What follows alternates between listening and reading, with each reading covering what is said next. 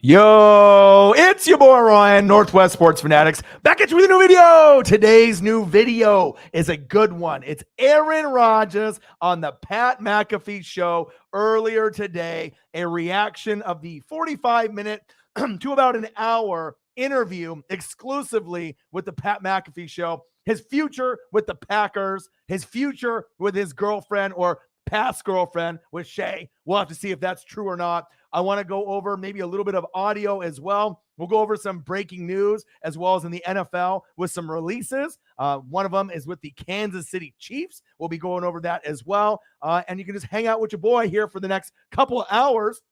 We're starting to kind of get into kind of that dead zone until we have some movement, all right, into the combine. Obviously, free agency. People are going to get cut. People are going to be on the team. Who's going to be staying? Who's going to be going? But this is going to be an exciting day. We already got a donation in the building already. Sarah Small, $10 donation on the Cash App. Bang! Getting it started already. YouTube GM in the building. Michael in the building. What to do? So I'm excited to see kind of where it goes. We'll wait for people to kind of trickle into the room.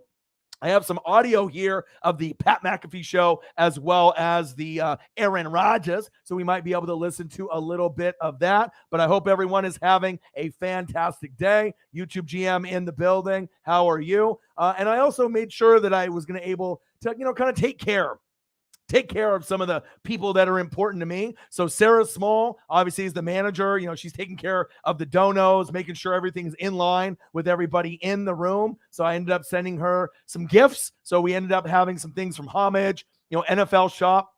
So she's going to be getting some Colts merch. Obviously, she's in the room right there. How's everyone doing? How are you? But it made me feel good to be able to give back. That's what you're supposed to do. All right. You're supposed to be able to give back to people. All right. And, when they put in the effort and you get the effort in return, you're going to want to make sure you say thank you. So Colts sweats, a Colts t-shirt, some socks. I got Holly Hundo a Chiefs jacket as well as Cyberpunk 53. So I spent probably pretty close to about $400 taking care of about 3 or 4 individuals that are important to me to the channel. And there will be a few more people that I trickle down and obviously send some gifts to, just to say, that I love you guys. I appreciate you guys, very, very much. Hope everyone's having a fantastic day. And like I said, I've been pulling out the stops. Got an amazing background here. Johnny finished my thumbnail for the NASCAR as well. So I'll be able to share that too. I'm definitely excited to be able to go over this particular interview. I'm not sure if a lot of you got a chance to listen to it. Now, I believe it's about, let me take a quick look here. I think it's about 45 minutes long. I'm not really sure necessarily because for my sake, with the views and the subs and the donations. I mean, we listen to a little bit of audio for it. I mean, if they want to be able to, do some kind of, thing on it, that's fine, through YouTube and whatnot. But it'd be kind of interesting to be able to listen to it for a little bit. But we'll see if I decide to do that or not. But I hope everyone is having a fantastic Tuesday. Can you believe it? February 22nd, 2/22/22. 2022. All right. Just all the 2/2/2/2s. It's just crazy. And obviously it's on a Tuesday. It's wild. It's crazy. We're getting closer and closer to the beginning of March and March Madness. Sarah Small representing the channel. Bang! $10. Always showing love, getting the stream started off on a good note. And obviously we have some more things to kind of go over. Obviously you can see some of the work that I've been putting in. Oh, baby. Normally I have to do thumbnails either myself or if I end up, paying Johnny to get one done. This is one that I did, and I thought it actually turned out pretty good, all right, for what I'm able to work with the limited features that I have. Obviously, we know Aaron Rodgers, is the future. Is he going to be the guy that's going to be there? Is he going to be able to walk away and go somewhere to maybe like Denver? Is he going to retire? We're going to have to kind of wait and see. But based on the interview that I was, listening to with Pat McAfee, it's about 45 minutes long, but it pretty much comes down to, I feel, this right here. Davante Adams. If Davante Adams gets the franchise tag and he ends up staying there, there's going to be a better chance that maybe Aaron Rodgers decides to maybe stick around. All right. But if Davante Adams doesn't get the franchise tag and he's gone, I'm pretty sure Aaron Rodgers will be gone as well. So we're going to have to kind of wait and see as well. And then shout out to Johnny. Obviously, we know I'm doing NASCAR. Daytona 500, the great American race. Live reactions. It got really good views, about 2,500. All right. Then I was like, we got the Auto Club 400. I said, hey, who's going to be, a guy here? STL Rocks. And then we got our boy Riggs. So I was like, all right, I need some drivers, to be able to put on here that are a little bit different. And here's the debut of the thumbnail that I'll be using for this weekend. Oh, baby. Look at that. Oh, baby. All right, Kyle Busch, Eminem's car last year, Denny Hamlin. I mean, just look at the artwork and just look at the presentation. Let me take that off there so you can actually see it. God damn, he's good. Johnny is fucking good. I don't mind if I got to pay $20, $25 for a fucking thumbnail. It's fucking beautiful. So I'm very excited about to get that done on Sunday, and I'll be doing NASCAR all year. Hope everyone is having a fantastic day. We'll wait for a few more people to kind of trickle in. And like I said, I'm watching NFL Network right now, but I hope everyone is having a fantastic day. Sarah Small getting the donation started off on a good note. I appreciate you very, very much. $10. Bang, bang, bang, bang, bang. Let's go, baby. YouTube GM in the building. Michael in the building. YouTube GM, how are you doing, my dude? How you feeling? He said it still feels like 2020. Sometimes it does kind of feel like that. Let me turn on the TV here so that way I can actually have some background. Oh, Neil Lomax. I mean, they're going old school, and they had a lot of the classic games, the top 10 games of last season. So I've been trying to kind of catch up on that, do some reading. I took Paisley for a couple walks. I posted that we got some dog food, bones, treats. We got about $150 in donations last night, which was great. And then, like I said, we're off to a good start with the $10 donation already. And then, just giving back. Giving back to Sarah, giving back to Holly Hundo, giving back to Cyberpunk 53. I was actually trying to get something for Mr. Williams.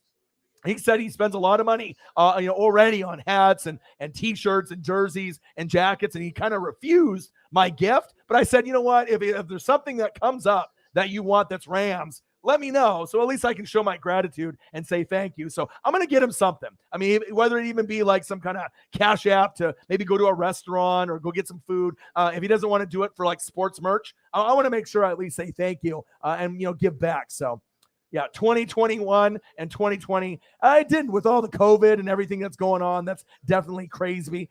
Crazy. But yeah, the thumbnail is crisp. I'm going to be able to grind it out. And like I said, hopefully we can get some people in the room as well. I'm not really sure of everyone's schedule right now, but like I said, I'll crack a beer open, get kind of relax. It's been a long day, obviously grinding it out, 2 walks, going to Petco, doing all that. What do we got here? We got some old school footage of Neil Lomax and the Cardinals on NFL Network, celebrating a Black History Month. And obviously we'll go over some of the audio. If they decide to, do some kind of copyright on it, I mean, it's not going to get necessarily, I feel, a strike, but maybe like if they want to, take the, the monetization or whatnot, but I think it'd be kind of cool to be able to listen to the audio and whatnot. So STL, did you see it? Oh, baby, yeah. And STL, I appreciate you. Like I said, let me bring it back up here. So I'm not sure if you got a chance to really take it in, but let me pull it up again. But I told them what I wanted based off the drivers that you recommended. All right, so we had this one, obviously, for Daytona 500. This one turned out great, too. I mean, let's take a quick look. Let me take your comment off so that way you can take a quick look. Wow. I mean, look at that, dude. I mean, if that doesn't spark an interest out of NASCAR fans or someone that's not even a NASCAR fan, that's going to get clicks. That's going to get views. I imagine we'll get over 2,000 views on every NASCAR video I do for live streams, maybe higher as we go along. But it fucking looks so good. I mean, I'm paying about $25 for a thumbnail, but I can't do that myself. I can't make something that looks that good. And if I can support someone like Johnny to make thumbnails that look like this, it's only going to bring more people to the channel. It looks fucking sick. All right. It's fucking sick. I mean, I can't shout out Johnny enough. You know what I mean? He's going to make them look different on each one. But I'll just pretty much ask you, STL or Riggs, who we should have on as far as drivers and cars. And we're going to mix it up each week. But God damn, he's good. You know what I mean? It's like, this is what I need. And I'll be doing this for NFL too. So it's going to cost me more money. And I'm going to have to work harder and do what I do. But it's going to pay off. Absolutely. So I'm really excited about that. Obviously, we know about Aaron Rodgers. I've been pulling up a few files with him as well. So we obviously know Aaron Rodgers, the future in Green Bay. And then I pulled up a few little pictures here so that way we can go over it. And I think I'm going to play the audio. I don't give a fuck. You know what I mean? If they don't want to unmonetize it, that's fine. I don't really get a whole lot of money on the monetization anyways. But I think it would be kind of cool to be able to kind of listen a little bit, maybe not all 45 minutes. So I'll probably wait a little bit longer before to do that. But I appreciate everyone in the room. I love you guys, and I appreciate you guys very, very much. And the thing is you don't need to know a lot about NASCAR.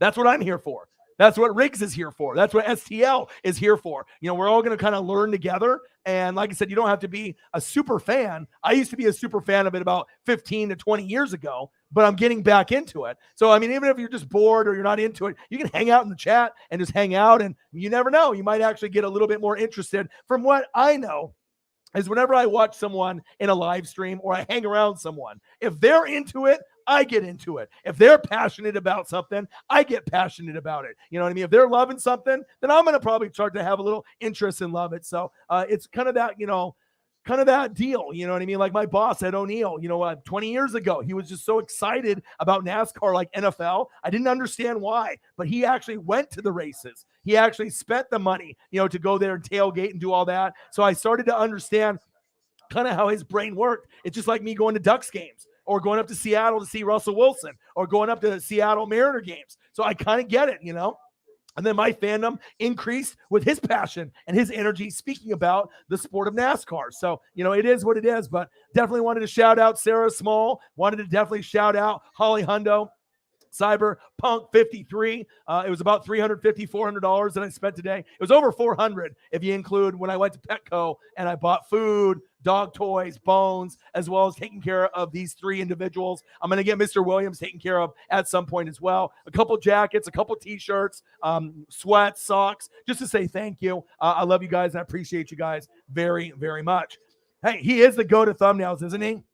He really is. And so obviously I'm going to go here. Let's mute this. And then if people want to hop in the room, let's start this off right here. And then you guys let me know if you can hear it on your end. I imagine you should be able to. He's gone back to back in the MVP voting of the biggest league all right, here we go. History of Earth. His future is one that everybody is speculating upon daily. Ladies and gentlemen, friend of the program, founder of the Aaron Rodgers Book Club, host of Aaron Rodgers Tuesday, ladies and gentlemen, Aaron Rodgers. Yeah. What's up, dude? What's up, bro? Earthlings. Let's go. What's going on, dude? How you doing, man? Looking good. You got that glow.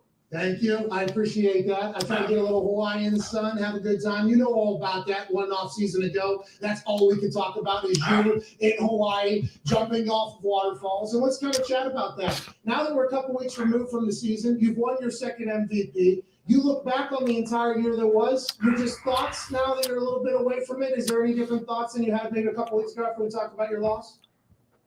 Yeah, for sure. I think it's. Let me just put this disclaimer out right away for the few people watching that are doing it just for a specific maybe news or decision. There will be no news today. The vision on my future. As I was texting with you yesterday, I just got out of a 12-day punch of karma.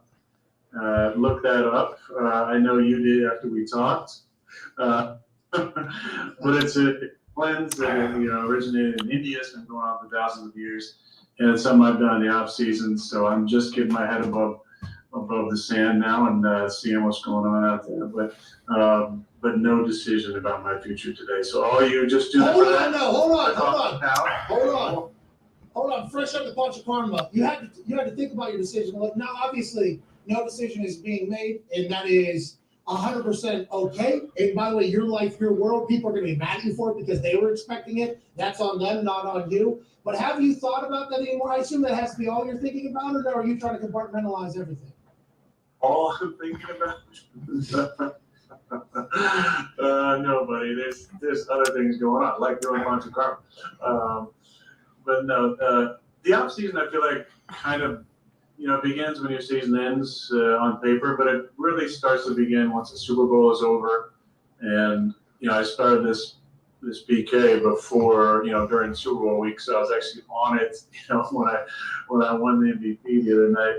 But that's when the offseason starts to take place. I think after the Super Bowl, and you start to think about the next season, and for me, my future. And so there's been some definitely some contemplative days. But I understand also today, I believe, might be the first day to tag players. And in Green Bay, there's this one specific guy who's like the best guy in the entire league at what he does. Whereas I think number 17, you might have heard of him. So there's obviously the opportunity to tag him at some point, which I don't think both parties probably want that done. They'd rather get a long-term extension done. But I understand that's a part of the decision, and I talked about not wanting to drag this thing out. But you and I have the boys and an age who's lost at sea right now. I think, but we got such a good relationship. I did definitely want to. I love being on the show, and it's fun to. But we didn't have a good recap of the season. I don't think without the emotion in it, without the frustration of a loss, and so I'm happy to be back on with you guys again. For those just joining, flip off unless you enjoy the normal Tuesdays, because you're not gonna have anything to write a headline about. I don't think. Well, bullshit. There's gonna be a lot of All right, so there we go. Just a little teaser, all right, of what happened earlier today, obviously with the show, and you can kind of hear with Pat McAfee and obviously Aaron Rodgers. It really is going to come down to the future if they decide for Aaron. He still has game. Is he still with Shea? I assume he is. Later on in the interview, you can hear her giggling in the background when it's completely dead quiet, like doing dishes or like, giggling back there, talking to someone. And then he said, oh, it's just a TV. But it was dead silent for like 30 minutes. And then dead silent after that for another 10 or 15. So I think it really is going to come down to with Aaron Rodgers and everything that's going on with him. It's really going to come down to the free agents and the other players. But this guy is the number one guy. I mean, if they decide to franchise him, I think there's a better chance for Aaron to come back. If they don't, and they decide to move on and do a completely brand new rebuild with Jordan Love, then I think Aaron Rodgers is gone. And then at that point, Davante Adams will be gone as well. So we're going to have to kind of wait and see where it goes. But it's kind of broken up here in about, I think it's about 40, 45 minutes. So I'll see and I'll decide, if I end up, being able to stream it, all the way through. Obviously, I want to make sure that, the live stream stays up. Especially if we're getting donations on here as well. But that's kind of like a little teaser on what was going on with that as well. But I hope everyone is having a fantastic day. Holly Hundo in the building. How are you? Like I said, I tried to make sure that I took care of everybody in the last couple days. Obviously, we know with Johnny, doing his work, I had to talk to him last night and earlier today. And I wanted to make sure that we got this thumbnail good to go. So obviously with the Daytona 500, we know that Johnny is the man. Hashtag Johnny Thumbnail. Okay. This Daytona 500 thumbnail got me about 2,500 views, which is a lot higher than I normally get, which is great. Then he decided to, I told him, I need to get these done. I think he was surprised that I would do this, for the whole season. This goes from now all the way to football season. So it kind of replaces my NFL content on Sundays. Look at this. Woo, baby. God, Johnny's good. I told him I want these specific drivers. All right. We want a little Kyle Busch, a little Denny Hamlin, cars in the background. God, he's good. He is so good. And obviously, let me take the banner down so we can get a full appreciation, of what his work is. Obviously, Daytona 500, magnificent. Auto Club 400, fantastic. And it's the first time that he's done a thumbnail for me where I haven't had him modify it. Like normally there's modifications on the font or the size. This one, I said, you know what? Perfection. So we're good to go here. So I'm excited about that. And then obviously we're going to be going a little bit over Aaron Rodgers. I played a little snippet there, obviously, of some audio of Pat McAfee, as well as the Aaron Rodgers interview. So it really comes down to with Aaron Rodgers, if we're going to be able to get people re-signed, are they going to be able to bring people back? Are you going to put the franchise tag on guys like Davante Adams? Now, if Davante gets a franchise tag, that's going to be a better kind of fit and comfort level, I think, for Aaron, for him to be like, okay, maybe I do want to come back and play. But if not, I think that I'm not sure if he's going to retire. It doesn't really sound like he wants to retire anytime soon. Sounds like he wants to still play, but you never know. It could be Green Bay. It could be Denver. It could be Tampa Bay. It could be somewhere else. But very interesting to see. And then also I heard there was some things going on with the Chiefs with Anthony Hitchens. So let me bring up a picture here. And I know that they released him. Holly Hundo's in the building right now. Not feeling good today. Uh-oh. Okay, well, I'm sorry that you're not feeling too good. So let's go over some of the Anthony Hitchens. I'm not sure if you got a chance to take a quick look at that, but let me bring up a nice picture of him really quickly here. And I'm watching NFL Network as well. All right, Anthony Hitchens. See if I can find a good picture of him. It's all about finding the right one with the right size. Not a whole lot of Anthony Hitchens photos available, unfortunately. Can I find one? Can I find one of Hitchens? Come on now. I mean, a lot of the ones that I'm finding are like a little bit too big or a little bit too small. Maybe try this one. Maybe I can find this one. I can shape it down and shave it down a little bit. Hold on one sec. Hopefully I can get one that has a proper size. And that's what it's about. You got to find them. Oh, here we go. Maybe this one will work. It'll be close. All right, what's this one? HTTPS KC Kingdom. One sec here. Let me look at my files here real quick. Where are we at here? Right here we go.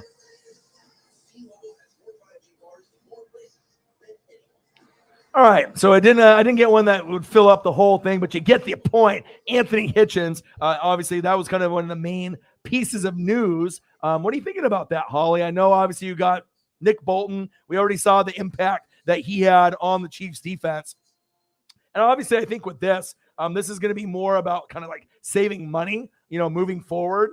Based on what I heard, let me go down to what I have. So the Chiefs are releasing veteran linebacker Anthony Hitchens, clearing over $8 million in cap space. He started 59 games in 4 seasons. Obviously, they're going to have to, spend money in other areas. They're also going to be looking at Honey Badger. There's been some rumors of him going to the Baltimore Ravens. I'm not really sure if I like that idea. I would really, want him back in Kansas City, but it's going to be interesting to see on where that goes. But one of the key contributors, obviously, to the defense that's been there for quite some time. I think most Chiefs fans are kind of iffy about it, but it just depends on if you can find someone in the draft or free agency that can kind of hold it down. But hopefully you start feeling a little bit better. As I mentioned earlier before, we ended up taking care of Sarah Small, Holly Hundo, Cyberpunk 53, as well as I was trying to get something done for Mr. Williams, but it sounded like he has a lot of stuff already, but hopefully, at some point I can get him something as well. So hopefully you're not getting sick there. You got the migraines. Oh, yeah, migraines suck. Yeah, and obviously if you're on the computer and whatnot, that might be tough. So I definitely get you. So yeah, I heard the Hitchens were released, but that's about it. Yeah, I haven't really heard about too much stuff other than that, but I hope that you are feeling better. And if you need to go and take a little bit of rest, that's completely fine. You're not surprised. I knew there was talk about it. And obviously with Nick Bolton and some of the other players, I mean, if you're going to spend money, I think I would rather want the money spent more towards Honey Badger, rather than Anthony Hitchens. But he's already, kind of put in his work. He's already been there for quite some time. It's kind of sad to see him go, but as long as you guys can keep it moving, you guys should be okay. But yeah, not a whole lot of really anything else news-wise. $8 million and cap space, that helps, right? He started 59 games in 4 seasons. So I'm interested to see if they draft someone in his replacement, in that particular position, or if they're going to go for someone in free agency. We're going to have to kind of wait and see. Chris Godwin. I want Chris Godwin to come back. You know what I mean? He might go to the Eagles, the Colts. I wish he would come back to the Tampa Bay Buccaneers. I'm not really too sure. And not really a whole lot of news that's really been going on. Obviously, the Aaron Rodgers interview with Pat McAfee. Also, what else do we have? AJ Styles re-signed with WWE. So I'm not sure if I like that or not, but that was kind of expected. He's a big name. We didn't really think he was going to come over to AEW. So it is what it is. But I ended up playing a little bit of the McAfee and the Aaron Rodgers audio, so that way you guys can kind of hear it if you haven't heard it. It's about 45 minutes long. And he discusses, the best wide receiver in the game and what he's been up to. He's been doing some kind of like cleansing of his body. So that means he's been throwing up probably the last 3 or 4 days, just trying to get his mind and his body right. And it was a pretty good interview, but pretty much he said he wasn't going to make a decision because I know Grossi, Perna, I hopped in their stream this morning, made a little donation, said what's up. And obviously they knew that he was going to be coming on around 11. I think it was around 11 or 10 a.m. Pacific time. So it was about an hour into the show. Everyone, he got a lot of ratings on it because we were wondering, is he going to retire? Is he going to, want to, go to another team? Like, what is his situation? And obviously Aaron made a post on Instagram last night. And it was a lot of like heartfelt messages, with his former teammates that are on there now. Kind of seemed like maybe a little bit of a goodbye or kind of a tribute. But you know how Aaron Rodgers likes to do. Aaron Rodgers likes to troll. He loves to troll and kind of fuck with people. So a lot of people take it, out of context. So, you never know really with Aaron. Like we all thought that maybe he'd walk away or retire, and he ended up playing and he's gotten, MVPs. And obviously Shay, his girl, I think that he's still with her. Supposedly they're not together anymore, but about halfway in the interview, it's dead quiet for like 30 minutes. And then you hear her giggling in the background as she's like doing dishes or something. And then after Pat McAfee comments on it, you don't hear anything after that for another like 20 minutes. And then Aaron says, yeah, that was a TV. And then one of the guys there in the studio was like, yeah, Joy Behar. It wasn't the TV. I'm pretty sure it was her in the background. So a lot of speculation that they broke up. He gives a lot of love back to the wives and the girlfriends, the coaches, the players. So it'll be interesting to see where he goes, but there's a good chance that he comes back as long as Devontae Adams comes back and gets that franchise tag. And that's a big fact. So that's kind of what I heard, and I played a little snippet there. And obviously I'll play a little bit more. I don't want to end up getting the video, obviously blocked and whatnot. We don't want that because obviously if we're getting donations and whatnot, we don't want to have anything happen like that. But, it's kind of nice to be able to hear a little bit. If they want to take the monetization off, that's fine. But I think, because it's usually if you hear stuff in the background, it's like if you do live play-by-play and reaction and they hear something, if they want to, copyright it, that's fine. They can always go that route, but it's not like I'm, you showing NFL footage on the screen as well if it's only audio. So I think we should be good. But I hope everyone is having a fantastic day. Trying to rest up my voice, but obviously, as you know, I'm grinding. Still a little raspy, you know what I mean? But I'm still going after it. I'm still grinding, and that's what happens when you go 7 hours, about 3.5 hours yesterday as well. Hope everyone's having a fantastic day. Make sure you guys subscribe to the channel. Smash that like button either now or on your way out. Donate to your boy if you can. Cash App, $ ORIONNWSF on the YouTube Super Chat right here. And if you're looking for merch, Northwest Sports Fanatic merch, link is where every video on the YouTube page. Follow me, Facebook, YouTube, Twitter, Instagram, NW Sports Fanatics. What up, Will? Will the Thrill, how are you? Said Twitter took a weird turn today, but I got 100 followers on Twitter out of nowhere. There you go. Sometimes you just got to be able to grind it out, and then you can get some more followers on there on Twitter. Congratulations. So, oof. I don't want Honey Badger to go to Baltimore. I want him staying in KC. He's a great person. Does a lot from the community on and off the field. Yeah, he's probably my favorite player on your defense. Hall of Famer. Watched him at LSU. He's a ball hawk like Charles Peanut Tillman. I think he brings a lot to that locker room, like you said. And when he doesn't play, you can tell. Like when the Chiefs don't have him on the field, they have problems. You got Juan Thornhill, L'Jarius Sneed, these other guys that are out there, but they're not Hall of Fame players like Honey Badger, Tyrann Mathieu. So I'm hoping that they can find the money, and maybe cutting Anthony Hitchens was a part of that. But I definitely love me some Honey Badger. Let's bring up a photo. I'm pretty sure I still have a photo up of Honey Badger. Of course I do. Right there, baby. We don't want him to go anywhere. Obviously, I'm a Tampa Bay Buccaneer fan, but if you're going to let Anthony Hitchens go, that's one thing. All right, so they're going to clear about $8 million in cap space. All right, but if you're going to clear that cap space for him, all right, let's make sure that the Chiefs, all right, and our boy Andy Reid, all right, pay the man. Let's make sure Honey Badger stays home in Kansas City. All right, let's get it.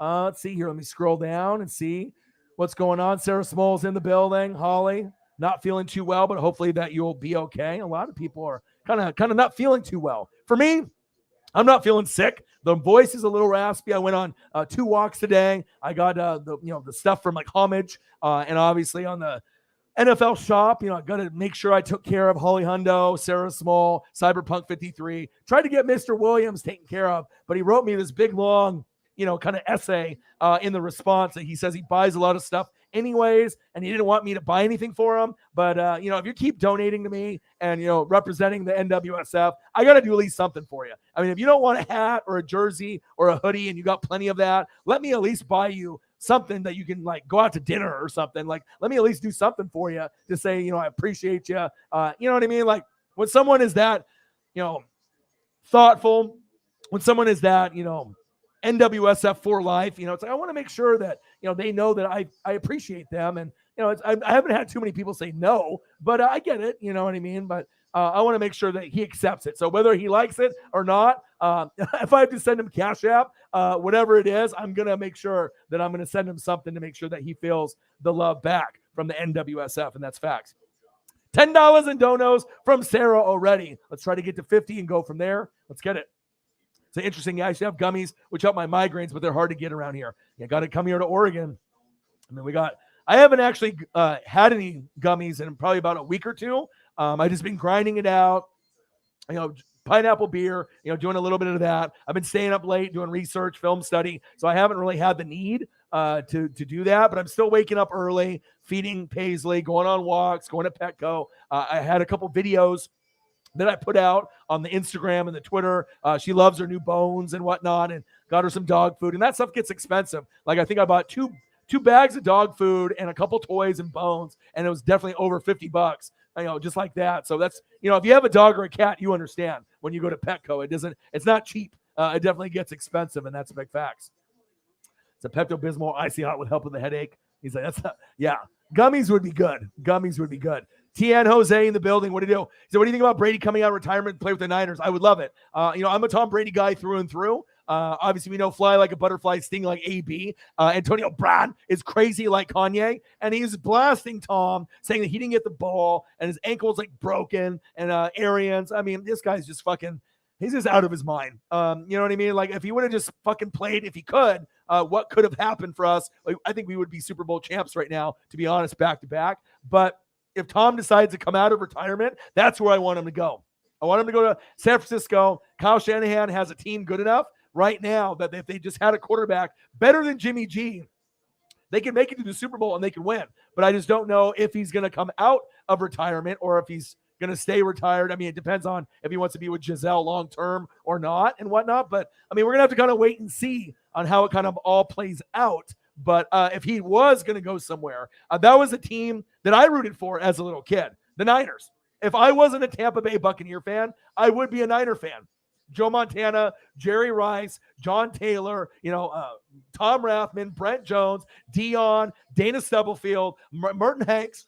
All right, little chicken head action. Like, that was a team that I really rooted for. Ronnie Lott, and obviously when 94 came with Steve Young, monkey off the back, I figured that they didn't really have defensive guys that I liked besides Dion. So I thought, okay, they're probably never going to win ever again. I just had this feeling, and they didn't have defensive guys that I liked. So in 95, the next year, instead of claiming the Niners in 94 as my team, I didn't want to just, be a bandwagon guy. Like, oh, look at me, I'm a Niner fan. They have 4 Super Bowls in the 80s and then one in 94. And then I'm like 12 years old and I'm just like claiming a team that's got 5 Super Bowls. I thought that would not really fit for me. So I decided to wait until 95. Warren Sapp and Derek Brooks got drafted. John Lynch was already there in Tampa. Then Mike Allstott a little bit later, as well as Ronnie Barber. And then the rest is history. Those were my decleating, hard-hitting guys that fit my personality. And that's why I'm a Tampa Bay Buccaneer fan. But yeah, I would love Brady to come back to Bucks. But if he doesn't, San Francisco 49ers would be my first choice. That's facts. All right, I'm scrolling down here. Cyberpunk 53, thanks for the jacket, dude. And you know what? The crazy thing is that with the jacket, and everything that's going on there. We got 2 cash apps on here. My boy Eagles John, bang, $10. Holly Hundo, bang, $20. I had to make sure I showed you guys love because I'm a man of my word. I still have things waiting in the wings, like those nose stickers from Neil Smith that I have that are still in the package. I got some D'Anthony Thomas socks and some other Chiefs things. We were going to do a Holly Hundo custom jersey, but I thought that jacket, that starter jacket, was much cooler. All right, so I decided to get one for you, Holly Hundo, and one for you, Cyberpunk 53. Got Sarah some stuff. We got her some sweats from Homage. We got some T-shirts, some socks. We got that stuff for her as well. And I tried to get something for Mr. Williams, but he refused. But hey, you can refuse my gift, but it's not going to last, bro. I'm still going to take care of you, whether it's a gift certificate to like Olive Garden or, something on NFL Shop. I have to be able to repay the people that are showing me love. So thank you guys for being you. And shout out, like I said, I spent about probably $400 today, just trying to give back to the fans that are really important to me. And I still have others that I want to be able to take care of as well, like Nate the Great, Nathaniel Marsh, Shepard Williams. There's a few others. I got to do it like in time because I still got to be able to, pay rent, pay bills, keep grinding it out, keep hustling. But I'm a man of my word, and I hope you guys enjoy your jackets. I know that Sarah's stuff hopefully will be on the way sooner than later. I know she'll have the notification. It looks like that, Holly, your jacket, well, they said it could be up to 3 weeks to go out of the building, but then I got a notification that they shipped yours today, and I think yours, Cyberpunk 53, yours will be shipped out tomorrow. So I don't know why they put the 3 weeks, probably because of the holiday season, maybe when they made that adjustment on the Homage website. But I got Holly's done this morning and Sarah's, and then I was talking to Cyberpunk 53, and then I was looking at all the other jackets.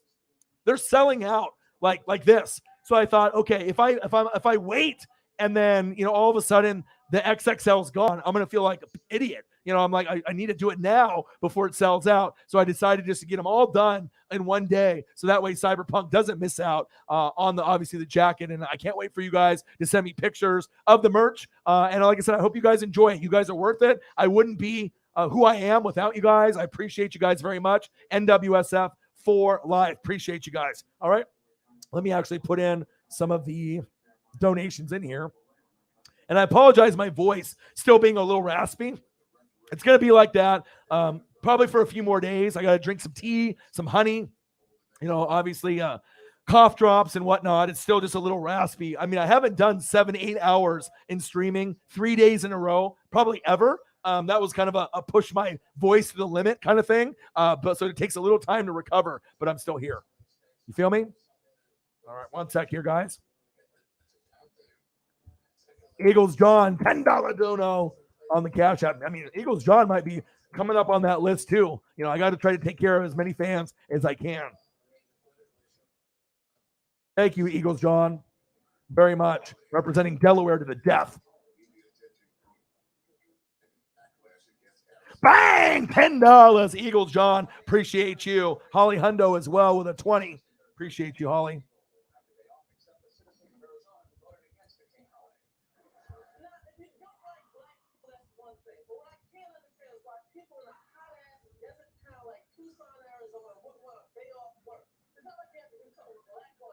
Bang! $20. And it's important to me to be able to find things that are unusual. And I'm always searching. I'm always looking on different websites, different things. And the cool thing about that Homage website, they have baseball card T-shirts. I don't know if you guys have seen them, but they actually have like rookie card of Ken Griffey Jr. on a T-shirt. They got like Tony Gwynn, Wade Boggs. I think they got Frank Thomas, Bo Jackson. So they're pretty expensive. They're like $36 a piece, but you do get a discount, when you make your first purchase on there. I sent Sarah an email so she could get a little bit of a discount on there as well. And I think I got another discount coming because they sent me an email based off the purchases I made for Cyberpunk 53 and Holly Hundo. But yeah, I definitely want to get a couple. I'm a big Griffey guy. But if you go to the website and take a quick look, the baseball card T-shirts, phenomenal. And it's exactly what the baseball card looks like, but it's really big on the front of a T-shirt. Very cool. I don't know if they do them for NBA or NFL. I got to go look through their website to see if they have those. But I know for sure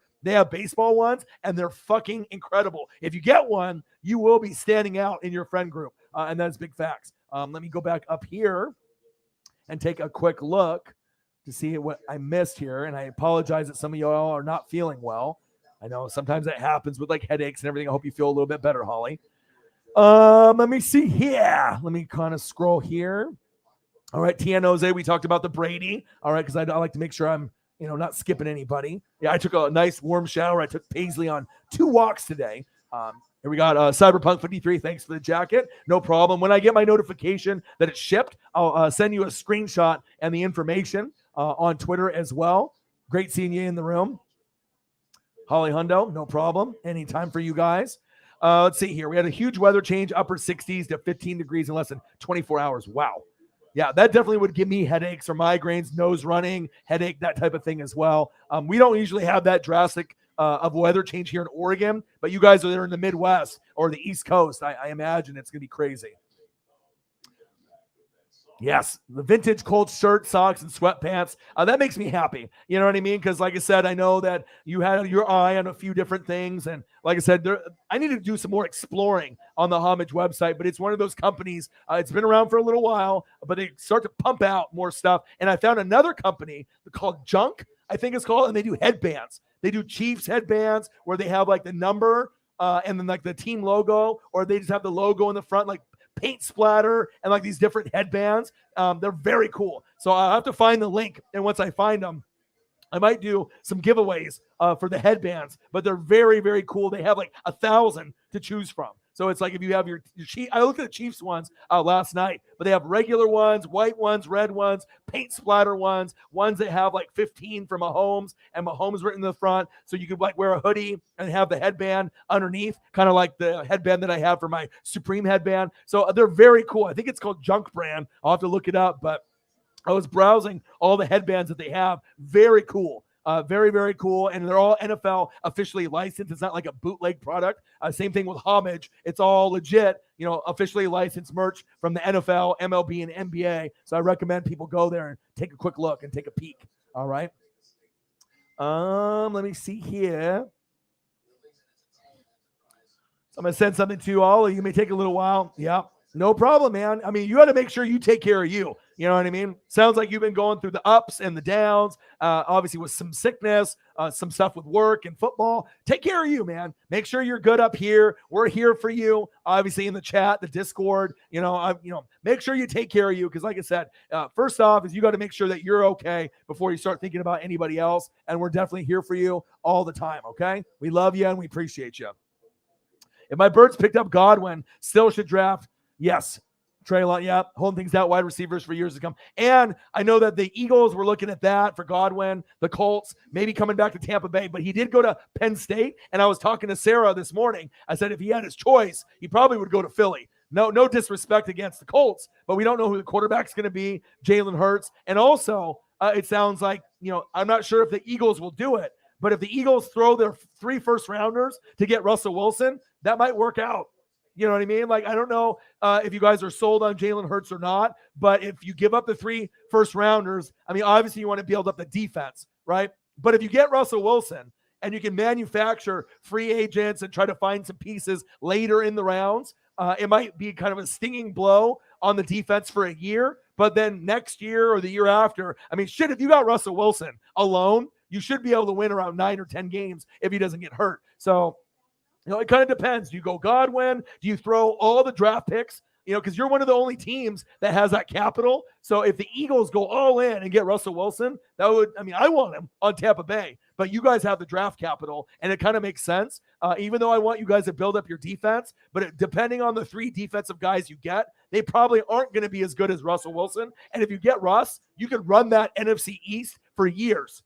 Okay, because we know the Washington Commies, we don't know how good they're going to be. The Giants, Cowboys will be good, but they'll probably lose until they get Sean Payton in there. So getting Russ, if you have to give up your 3 first-rounders and then maybe a first-rounder or second-rounder next year, I know that's a lot to give up, but you are going to be getting a top 3 quarterback, and then maybe Jalen Hurts can come to Tampa or something like that. Like, I'll take him. Also, I heard a rumor that Quentin Nelson might be on the block.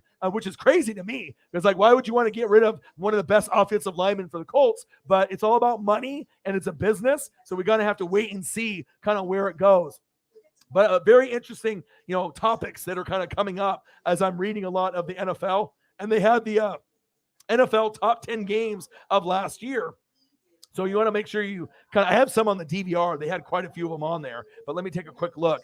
So Chiefs are releasing veteran linebacker Anthony Hitchens, clearing $8 million in cap space. Started 59 games in 4 seasons. Nick Bolton is already a stud. Creed Humphrey's a stud. So Hitchens, bye, but make sure you bring back Honey Badger. Let me see here. We're talking about AJ Terrell. I know Sauce Gardner from Cincinnati. I saw a crazy stat on him that he hasn't given up a touchdown like in his college career. So I'm not sure what team's going to get him, but with a name like Sauce Gardner, coming of a guy to look out for, like AJ Terrell for the Falcons, Will the Thrills team, love him. Terrell Island, kind of like Revis Island. We had the obviously interview with Pat McAfee and Aaron Rodgers. I played about 5 to 10 minutes of it, or about 4 minutes in. I didn't want to play too much because I don't want to get any kind of strike or anything. I mean, they might monetize it, but I don't think they would give me a copyright strike or anything like that. But obviously, you got to tread softly. All right. Let me see here.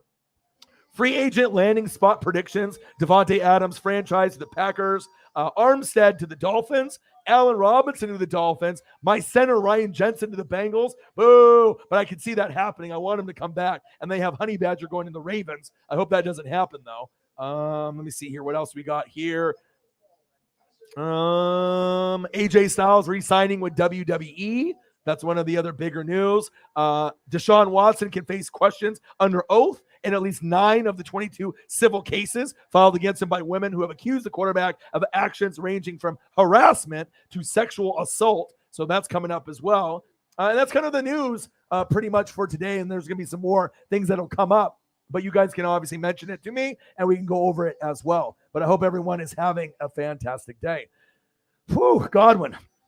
I mean, obviously he's coming off the ACL, but I still think he's one of the best, in the world. It's just a matter of, can we pay him the money? Is he willing to take less money to come back to Tampa? And it probably depends on who our quarterback is going to be. I mean, obviously, if we get Russell Wilson, Godwin will come back. But if we don't get Russell Wilson and we have like Kyle Trask, he's gone. He's going to go. More than likely, he's gone. But I got to pray that somehow, some way he comes back.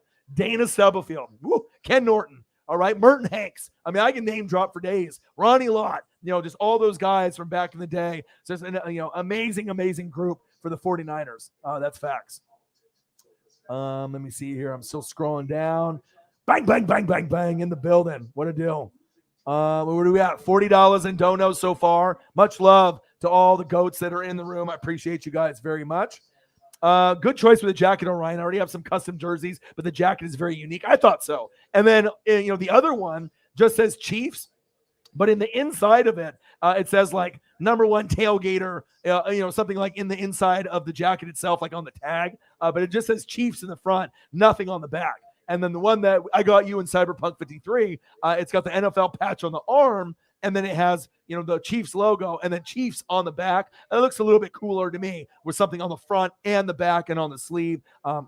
Costs a little bit more, but you guys are worth it. Like I said, even if the jacket would have cost $200 each, I still would have got it for you guys. For the amount of money that you've donated to me, Holly Hundo, the amount of money that Cyberpunk has donated, the work that Sarah has done for me as the manager, as well as the money that she's donated, you guys are worth it. Obviously, Mr. Williams is next.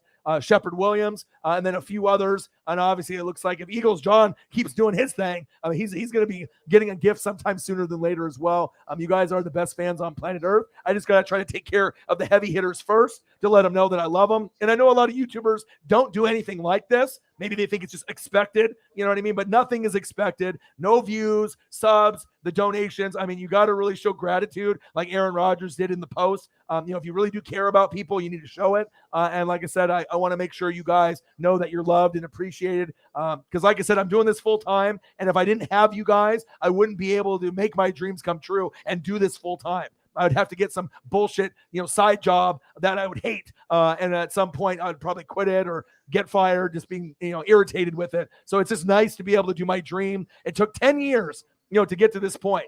And I predicted it would take me 10 to get to a point where I would be established. So I don't know if it's that ESP again, not ESPN, but I predicted, when I first started in 2013, I said it's going to take 10 years and we'll see where it goes. And this is the 10th year. And I think I'm finally at a point with the fans. I'm not at the views yet. I'm not at the subs yet, but I think with the donations and the people the quality of people in the room. Even if I have less than 20, less than 30 in the room, you guys can make it happen for me. And as long as I keep grinding, I got a relationship, obviously, with these people, and Johnny with the thumbnails for NASCAR. So I think that once MLB gets going, I'll do that. NASCAR, WWE, AEW. I'm going to be doing more different types of shows than anyone else on YouTube. So I should be able to hopefully stop getting hated on by YouTube at some point. But appreciate you guys. I'm always looking for those unique items. And like I said, I will always take care of the people that take care of me, especially the heavy hitters that donate 50, 100, 200, 300, 400, 500. I would feel bad not saying thank you and giving you guys something back for the heavy hitters. So thank you so much. Most of the jackets are sold out. And I thought, why the hell are the Chiefs ones not sold out? You guys have kind of the coolest ones out of them all. They have like a throwback Seahawk one that's cool. A lot of them are very cool, very stylish. But I was like kind of scratching my head. I was like, dude, I would have assumed that the Chiefs ones would be sold out immediately. And then I was like, I talked to Cyberpunk, and he's like, yeah, get me, when you can. And then I was thinking about it. I went through all the other jackets. I was like, shit, if I slack on this and wait 2 weeks and then the extra large is sold out, I'm going to feel pissed and stupid. So I'm like, nope, I'm going to do it right now. I'm going to fork over the cash, get it all done. And I feel good about it because I would have felt bad getting you a jacket and then promising Cyberpunk the jacket and then having to get him something different, because it's a really fire jacket. Like, that's something that I would wear and I would rock, and I know it's going to get compliments. It's very stylish, and I hope you guys love it. That's big facts. Let me see here. STL in the building. LSU baseball is looking dangerous. Whoa, 21 runs. I don't watch college baseball, to be honest, but once it gets to like the College World Series, maybe I'll do a live stream for that. You can keep me up to date with college baseball and how it's going. STL rocks, but at some point I'll do that. And then we had the USFL draft, and then we got the XFL coming up at some point also. So I will be doing games, live play-by-play and reactions. I'm gonna have to do some research of the team names, who's on the team and all that. But once they start playing those games on TV, I will be doing that for more content for you guys also. That's facts. Holly Hundo with the 20. Bang, bang, bang, bang, bang. So we're at what, 40? Nice. Appreciate you guys very much. Doing all right. So the day in South Boston eating pho. All right. Get the pho out of here. Love pho. It's like ramen on crack. So good. Shopping, taxes. Now I'm lazy. Resting the leg. Do they have good places out there for pho? Out here in the Northwest, like in Washington, Oregon, California, the pho is unbelievable. We have a lot of Asians out here and Asian influence. Obviously, in Toronto, where like Drake is at, a lot of Asians out there. But Washington, Oregon, Cali, we got a lot of Asians, Vietnamese, Chinese, Japanese, Korean. So the food is a wide variety. Obviously, I like a little bit of everything, out here. But I love pho very much. Get the pho out of here. That's awesome, dude. Yeah, and not a lot of people know about it. I mean, unless you're love ramen and love that soup, but it's like when you get the broth and then just the veggies and the meat. If you've never had it before, I would recommend it. It's very, very good. That's facts. Let me see here. Scrolling down. Bo Jackson Royals jersey would be fire. Oh yeah. I think they have that. You can get like a Mitchell and Ness one. That's funny that you bring that up because I almost did get a Bo Jackson Royals jersey. They have like the blue one, the powder blue one, and then they have like the white one. I almost bought one of those a couple years ago, and I was actually looking at Mitchell and Ness jerseys last night, and I actually came across a Bo Jackson and was kind of looking at it, but I don't want to spend any money on myself. I wanted to make sure I took care of you guys because that would be selfish of me. I'm like, oh, look at this cool jersey. I was looking at Larry Bird jerseys. I was looking at some jerseys that I was like, oh, this would be cool to kind of have, but I got to take care of the fans first before I, buy something for myself. Matt Payton in the building. What to do? What up, bro? All the way from Hawaii. How are you? Vietnamese. Ooh, okay. That's awesome, dude. I mean, some people know about it, some people don't, but I love it, man. I love Asian food. And it doesn't matter what it is. Chinese, Japanese, Vietnamese, Korean. I mean, you give it to me, I'm going to eat it for sure. What's up? All right, hold on. Picking dinner. What are we ordering? Where's this from? You can help the American Red Cross provide help and hope to families when they need it most. Please donate today to Red Cross Disaster Relief to help people affected by disasters, big and small. Go to redcross.org/NFL today. Your support is critical. We can't do it without you. Okay, I'm done. Is it okay to call you? It's got an extra meatball. I got spaghetti meatball, added meatball. Of course you can. Thank you. Yeah, spaghetti and meatballs. All right, I'm gonna have. It looks like I'm having pasta. I usually get chicken Alfredo or fettuccine Alfredo, but every once in a while when we have this like fancy pasta place that's like in kind of like the richer neighborhood that's like about 30 minutes away from us, they have really, really good spaghetti and meatballs, fettuccine Alfredo, chicken Alfredo. Usually do a salad with it as well. So it looks like I'll be eating pretty good tonight at some point. Thank you. Love you. Make sure you show the gratitude, baby. Because I was looking at some Homage pop culture shirts. Oh, they're awesome. And then they have ones like Aaron Rodgers wore today. That's from Homage. So they have the ones that are like NBA Jam, where they have like the two players, right? They have baseball ones. They have football ones, like for NFL Blitz, where they have like a quarterback and a running back, and they have like the little bar of their like attributes, like power, strength, three-pointers, running ability. They actually have one for The Office. So it obviously has like Michael Scott. And if you actually watch the interview on YouTube, he's actually wearing that shirt, and that is from Homage. So Homage has a lot of funny pop culture shirts, and the Office one, it shows like the stats for Michael Scott, and obviously one of the other guys, his right-hand man, Dwight. It's very cool. I actually almost bought that shirt, that same exact shirt that he's wearing in the interview. I almost bought it, and I probably will. I love The Office. It's a very sweet show, very, very funny. If you guys I would assume most of you guys don't sleep under a rock. You know what The Office is, but it's cool. It's always on TV, and I always try to catch a few episodes here and there. Definitely makes me laugh. Let me see here. Scrolling down, Alex is in the building. Eagles John is in the building. Loyal Rammy in the building. What to do? Sneed is a magician. Yep. Maybe Wolford to the Eagles. I don't know what's going to happen. I mean, we're going to have to see what kind of money you guys have. I know that the Chargers got a lot of money. I know the Dolphins have the most. The Bengals are in the top 5 with money, which is crazy. And obviously you have like the Jags, kind of like some of the shitty teams that are up there as well. But it'll be interesting to see how the contracts are, front loaded or back loaded, and who they decide to keep or go. But I do know that the Rams should still be one of the best teams in the NFL going into next year. And I imagine that makes you very happy. Big facts. Loyal Rammy in the building. What to do? Let me show you a little bit of love. Hey, I wish I won the Super Bowl, but you know what? I ain't salty about it one bit. You guys deserved it. There you go. There's a little bit of love that I'm going to show you. All right. Rams, the champions of 2021-2022 season. I see you, dude. What a great team.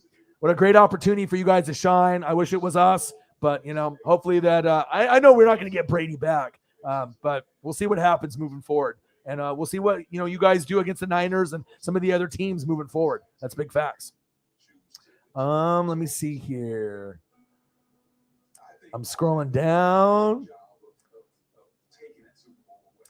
Sauce is looking top 10-ish right now, but Derek Stingley from LSU. All right, he reminds me of Jamal Adams. As obviously we know Stingley's a corner. Jamal Adams was a safety, but he gives me that vibe, like Pro Bowler, hard hitter, just a guy that's, just in tune with the game.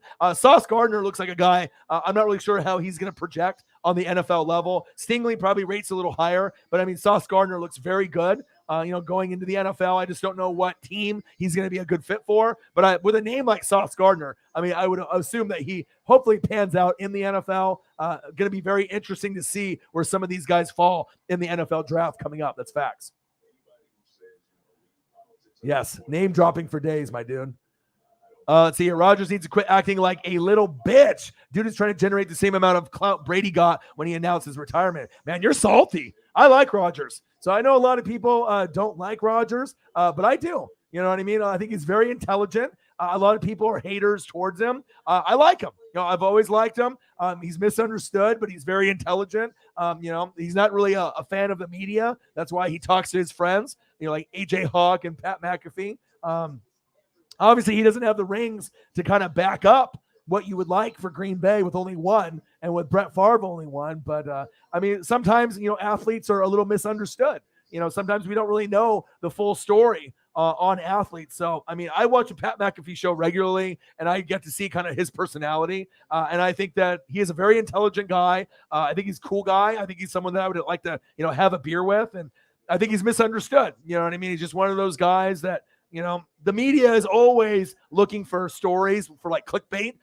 Same thing with like Patrick Mahomes and Brittany and Jackson Mahomes. When the NFL season ends, these guys, these writers, these people on these networks are literally trying to come up with any fake news that they can for clicks. So you have your opinion, EMC84. I like him. Some people don't. I love Rodgers. I always will, regardless if he's on Green Bay, he retires, he comes to Tampa Bay or Denver or Pittsburgh. I like him. Like I said, some people might think he's overrated. Obviously, he did not play good in that San Francisco 49er matchup, but I still think he is one of the best players in the NFL, and he will be a Hall of Famer. He is one of the GOATs. It's just like you want him to play his best in the big moments, and obviously at Lambeau, he's had a problem with that. But normally it's been, special teams, the defense not being able to stop the run. Those are things that happened on the Niners, obviously in the NFC Championship game a couple years ago, as well as Tampa Bay with Leonard Fournette. And obviously the Niners, they kept it close, but obviously that block punt for a touchdown, that pretty much ended the run. That's big facts. Mr. Williams, how are you? So I took care of Holly Hundo with a jacket from Homage. All right. I took care of Cyberpunk 53. I got Sarah some merch with some shirts, socks, as well as some sweats. You said that you didn't want anything and you buy a lot of shirts. You buy a lot of jackets and hoodies. I know that I've helped you back in the day, maybe when things were up and down for you. And now you're trying to show some consistency and love back. And I really love that. But if you're going to be a heavy hitter, the least I can do is do at least some kind of gift for you. You know what I mean? If you don't want a hat, a Rams hat, or if you don't want a t-shirt or a jersey or a jacket, at least let me get you a gift card to like Olive Garden or somewhere where you can go out to eat. So if you want to take someone or go out with your family or take one of your boys and just go eat some burgers or drinks or whatever, you know what I mean? Whatever your situation is, but I got to at least get you something. You know what I mean? So if you want to buy your own NFL merch, that's completely fine. But if you go to the Homage website or NFL shop and you see something unusual, Rams, that you don't have, or maybe one of the other teams or players that you follow, or maybe something on eBay, maybe like an autographed Aaron Donald card, or a Matthew Stafford, or just something that you normally wouldn't pay money for. Just let me know. You know what I mean? As long as it's not too crazy in price,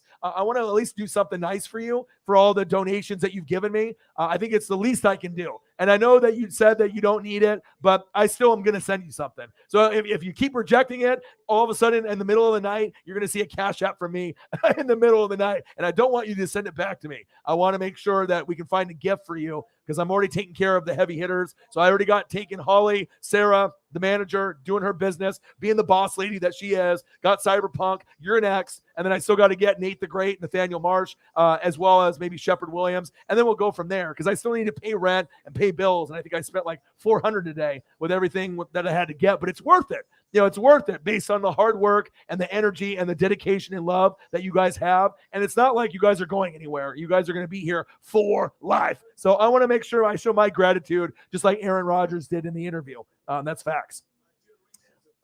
Good to see you, man. We missed you yesterday. It's kind of weird when we don't see you in the room. We love you. We miss you. And I hope you can come in the room as often as you can. Appreciate you very much, man. All right, I'm scrolling down. Elliot Evans in the building. What to do? Eagles John, YouTube GM, Alex in the building. Let's see here. I'm scrolling down. Yeah, me too. I'm a big fan of it. I don't eat it often, but especially if it's from a restaurant and they have really good meatballs, I really can go for normally it comes with like 2 meatballs. I got a third one. Costs like $2 or $3 for another one. They're delicious. Very, very good. So obviously I usually do the chicken Alfredo or fettuccine Alfredo, but every once in a while I kind of get in a spaghetti mode where, because my mom used to make spaghetti for me when I was a kid and I loved it. And ever since then, it's like, I don't eat it that often, but whenever I do, I kind of turn back into a kid again. I just kind of, yum, yum, yum, yum, yum. I get into that sack lunch mode and I love it, man. Sounds good though, doesn't it? Like once you hear it and you're like, ooh, that actually does sound good. Holly Hundo says, I wish I was better at watching film. Watching film is tough.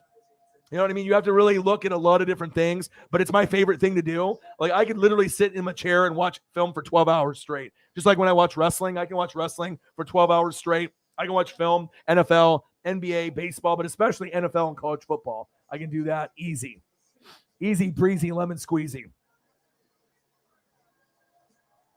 All right, I'm scrolling down here.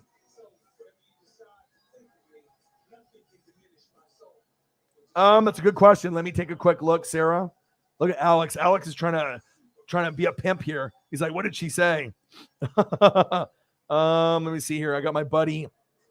He just messaged me. Yeah, bro, Stone Cold versus KO at Mania. When am I just hearing this? Because you're living under a rock. my buddy is just like, he does video games and he does like sales and whatnot. And I always try to like send him things on like, you know, what's going on in the sports world and the wrestling world. And he just sent me that message like, bro, I told you about that. But sometimes he forgets and he works really hard. So that doesn't really surprise me. So I came back from the gym just doing some power cleans. Okay. Get it, my dude. Represent, baby. Yeah, Rodgers is really intelligent, man. If you actually watch Rodgers on, the Pat McAfee show, if you actually just watch him, there's a lot of bullshit and fake news, but he's a very well-spoken. He cares about people. You might not agree with the whole, vaccination shit, and he obviously apologized for that, and everyone has their own opinion on what they want to do. But for me, I think that he is one of those people that, he likes to troll because people troll him, but he's very smart. And I think he's a really loving, caring guy. He really cares about the teammates. Obviously he would, obviously want more championships under his belt. But like I said, after getting a chance to watch the Pat McAfee show and getting to know him a little bit more on that personal level, if you actually watch him on there, your opinion will change. If you're a fucking hater, I mean, even if you're a Bears fan, a Vikings fan, a Lions fan, and you hate him, or you just hate him for whatever reason, you know what I mean? Your opinion will change. Trust me. I mean, he is not the guy that he's made out to look like in the media. He's definitely a lot cooler of a person. I like him a lot. I'm always going to support him wherever he goes. I like him a lot, man. That's facts. Joe Fly in the building. What to do? How are you? He said, we got to get some film sessions. Yeah. Yeah, well, you know what? I mean, obviously the game that you play out there, I'm not sure how much tips I could give you based on the league that you're playing out there. I'm more, doing film on like college football and NFL. Hey, but we can always chop it up. Once you start getting right, mentally, physically, everything starts getting good together with the job. We'll be able to probably chop it up. I'll probably have a few people, chop it up with me on here, on StreamYard. You just got to be able to have the proper equipment, the proper internet speed, so it's not laggy. And then we can always chop it up with some of the fans for a little bit. I don't have a problem with that with a few of y'all that, I'm close to. That's no problem. That's facts. All right. Said, I look real good today. What to do? Said spaghetti meatballs, good time of year comfort food. Absolutely. Absolutely. Yeah. Elliot's just that college kid, man. Elliot's that dude, He is that dude. Holly's like, I'm trying to figure you out. Yeah. EMC 84. Wilson's a better quarterback than Rodgers. I hope Tampa gets Wilson. Dude faced more competition in the NFC West compared to Rodgers. I like Rodgers a lot, but I agree. I like Wilson more than Rodgers. That's facts. I do. I like Russell Wilson a lot more, but the bottom line is they both only have one ring. You know what I mean? Same thing with Drew Brees, and he's no longer playing. Brees should have 2. Rodgers should have 2. Wilson should have 2. If they would have ran the ball with Marshawn Lynch, Wilson should have had 2. And if I had my choice between Rodgers or Russell Wilson, give me Russell Wilson all day. That's the guy that I want. I mean, if it was Deshaun Watson or Aaron Rodgers, that's a little bit closer. You know what I mean? I just don't want the legal bullshit with Deshaun Watson. But if you remember, for the longest time, it was Mahomes, Russell Wilson, Aaron Rodgers, and Deshaun Watson. So they're all in the top 4, but we don't really know how good Deshaun Watson is at this point since he's been away from the league for a little bit, and that's facts. Oh, it looks like I'm finally caught up in the chat. So let me drink some fucking beer. And like I said, I want to play a little bit more of the audio, but again, I don't want my shit to be, I don't want it to have any copyright shit or, have the video overall with the live stream taken down, especially since we have donations in here. I think that they would just probably unmonetize it. I don't think they would give me any kind of copyright strike. Obviously, if it's just like, I don't have anything on the screen, it's just like audio. But I would like to listen to it, but it probably would be better not to put it on there. I put a little bit on there. It was like, maybe 4 minutes, on there. So, but it was just in the background. It would be nice to be able to have it in the background so you guys could hear it. but you guys can go to YouTube, go to Pat McAfee, obviously his channel, and they have a specific video with the whole interview. It's about 45 minutes long. But the bottom line, he's not making a decision, today if he's going to retire, if he's going to stay or go. But what he did say is he's really waiting to see what happens with Devontae Adams. And if he gets the franchise tag, that might be a better chance that he comes back. But I could definitely see him in Tampa, Denver, Pittsburgh, but it all depends on compensation. And I would assume if he goes somewhere, he's not going to go to the NFC. He'll go to the AFC. That's what I'm feeling. And obviously we know my boy Johnny does great thumbnail work, thumbnails for Daytona 500. And then he made the new one for me for this weekend, Auto Club 400. Look at this. Oh, baby. All right. Look at this. You got Kyle Larson, Chase Elliott there on the first one. And then I was like, all right, I was asking Riggs and obviously STL, my NASCAR guys. He said, you know what? Kyle Busch, M&M's, he does really good there, as well as Denny Hamlin. I'm like, perfect. Let's do it. Boom. And this is what Johnny came up with. Thumbnails are going to cost me about $25 a pop, but I can't make this on my own. I can't do this. So, I mean, if this is going to get me views, subs, donos, and I can help Johnny Thumbnail make a living. Obviously I know Grossi and Scooter Magruder and Clickbait Sports pay him as well. So it makes me feel good that I can support the cause, but it turned out great. I mean, look how fantastic that the thumbnails look. I can't do this. I can't make this. I'm excited for this weekend though. And it gives me more content to do other than football, since football obviously is over and that takes over on the Sundays. So that's facts.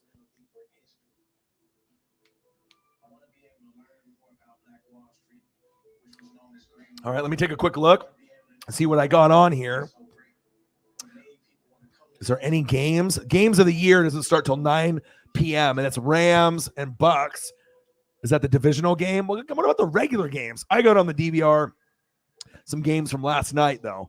How many do I have? I have some good ones on here. I saved them. So we got the Bills and Tampa Bay Bucks. That was last night when I just got off. Off the stream. Then we have Packers Cardinals. That was on earlier in the day. Then they got the Rams and Bucks.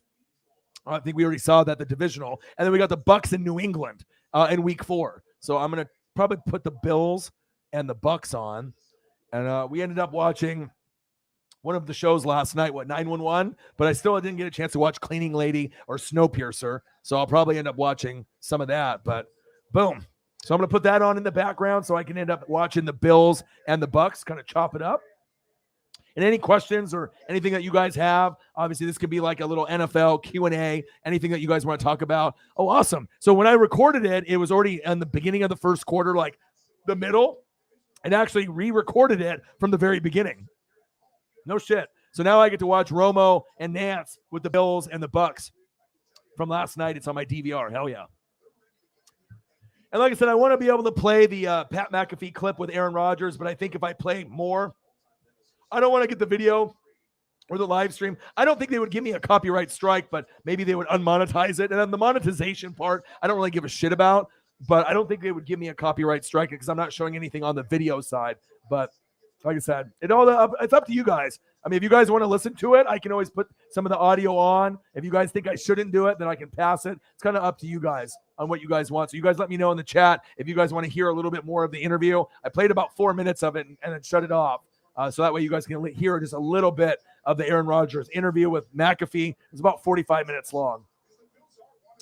XFL, yeah, but it's not going to be for players, development to go through. It's more about rules, safety, refereeing. And then once they get that going, then maybe it'll be like a developmental league, like the USFL was a long time ago, where they can have players like in the Canadian Football League and the USFL. And if like guys can get tryouts, but the XFL isn't there yet.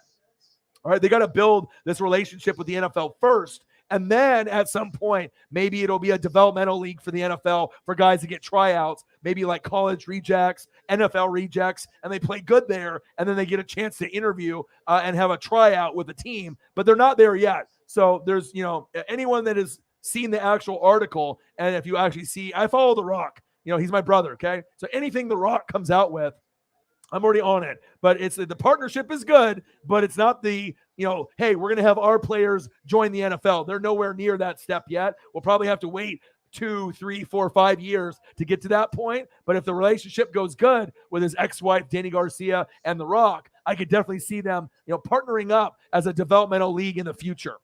Fumble by Brady and the center Jensen. Horrible snap right there. This game is sweet. Bills and fucking Bucks, and I get New England and the Bucks on my DVR. Hell yeah. This is sweet, man. Good thing I recorded this shit. Week 14.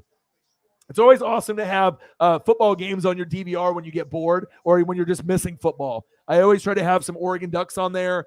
SEC Network is cool, so you get some Alabama, Georgia stuff. But this was the top 10 games of 2021, and they're going to be doing them like on and off within the next couple weeks, and I already got a couple of them on the DVR already. Damn, that Auto Club one looks fire, but I can't stand JGR. Hey, I know, but it's all about, putting out some good thumbnails to get some fans. And I know you're going to be in there. Riggs is going to be in there. So it's definitely exciting to be able to, get that presentation on what it looks like. That's facts. So, Ryan, just keep grinding, brother. Your appreciation is shown to me every time you stream, seeing you succeed, and me being able to witness the pursuit of happiness is a pleasure fact. Okay, that's fine. I mean, I'll if that's good enough for you, but at some point, if you don't want anything right now, you let me know if there's anything in the future that comes up that you want. I don't have a problem, taking care of you, especially if you donate heavy to me like you always do. Like I said, it's the least I can do just to say thank you, and I appreciate you, my dude. But thank you, man. I appreciate you very much. Let me take a look. Nothing on the Facebook, nothing on the Venmo. Let me take a quick look. No, we're still sitting at the 40 right now. So we got Sarah Small, we got you with a tenner, we got Eagles John with a tenner, and then we got Holly Hundo with a 20 spot. So obviously we need 10 more to get to a 50 spot, and then normally we hit somewhere around 100 150, sometimes over 2, depending on who's in the room and whatnot. But your boys always hustling, always grinding. We always get nostalgic as well. So what do you guys think? Should I play a little bit more of the audio with the Pat McAfee and the Aaron Rodgers, or should we just say fuck it and not do it, just in case we don't want anything to happen with the video as well? I'll kind of leave it up to you guys. And I can call a little bit of this game that I'm watching. And you guys can hop in the Discord too as well if you need to. Eagles John just posted something. First down and 10, 0-0, Bills versus the Bucks. Allen, screen pass. Singletary, tackle his ass. God, it's nice to be able to see my team and the Bills out there. It's nice. It's nice, to be able to have that football action, especially when you miss it. 20 days till free agency. I know. I can't wait to see what happens. I hope Tampa Bay retains Jensen, the center. I hope Tampa Bay retains Godwin, but I'm nervous. I have a feeling that I might be losing a lot of my pieces, and God, it's like, come on, man, I need you. Don't go to the Bengals. But you know what? If he goes to the Bengals, he'd be a great fit there. He'd be a great fit. And this guy would be a great fit for your Colts or the Eagles, John, or you, Sarah Small. I mean, he would be fantastic there. And I saw some articles of people being haters saying that they don't think Godwin can be a number one receiver. Like, what Godwin did you watch? PFF? I think they're just, being haters. You know what I'm saying? I was like, dude, I know Godwin can be a number one. He's proven it week in and week out. You know what I'm saying? It's facts. It's not worth the risk. Yeah, probably not. I already did it for, 4 minutes or so. So I think that might be good enough. If I could play it, then knowing there wouldn't be any consequences, I would. All right. You posted it on the Discord. So and then you can just listen to it on there. Perfect. All right. There you go. Appreciate that. There we go. Thank you, Eagles John. Football fiction. Anyone favorite football movies and shows? Remember the Titans, Rudy. I mean, we can go through all the football movies. I mean, basketball, Hoosiers.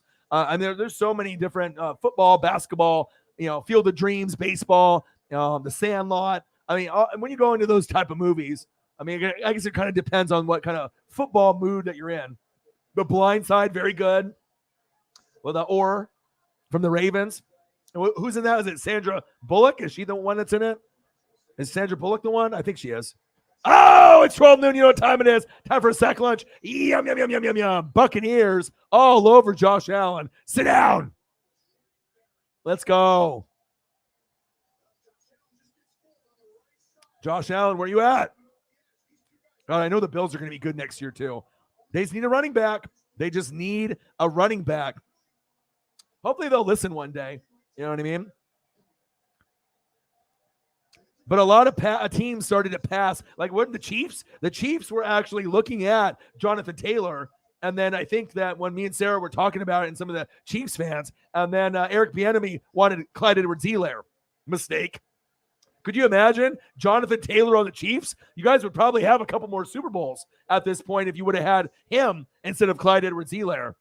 I mean, we know someone can be great in college, but if you looked at what Clyde Edwards-Helaire did at LSU with the Natty, but Jonathan Taylor, you could tell, was going to be the better running back. He was actually the 3-down back, not just kind of like, I don't want to say a gimmick running back, but there was limitations to Clyde Edwards-Helaire. I mean, he looked great in college. Don't get me wrong, but I definitely thought that Jonathan Taylor was like the best in college.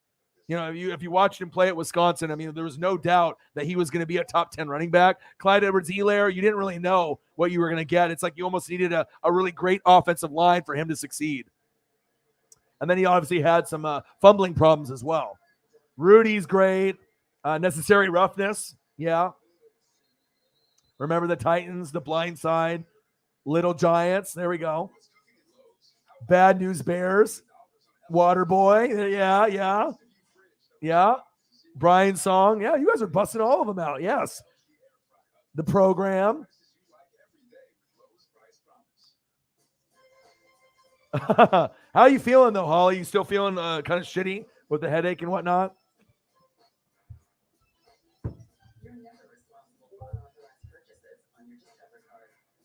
Yes, I know. Cyberpunk, the jacket, when he gets a jacket, when you get your merch, all right, and when Holly gets the merch, you guys are going to be, it's going to be exciting. It's exciting for me knowing that I could do something nice for you guys, and then you're going to be getting something that you guys never would have bought on your own. You know what I mean? Like, I will always look for unique merch, unique websites, unique things, and I'm telling you that other one, the Junk, or whatever it's called, they have amazing headbands, and they have like a really wide variety, and some of them are very fresh that you can wear underneath, like a hoodie or whatever, or just wear them in general.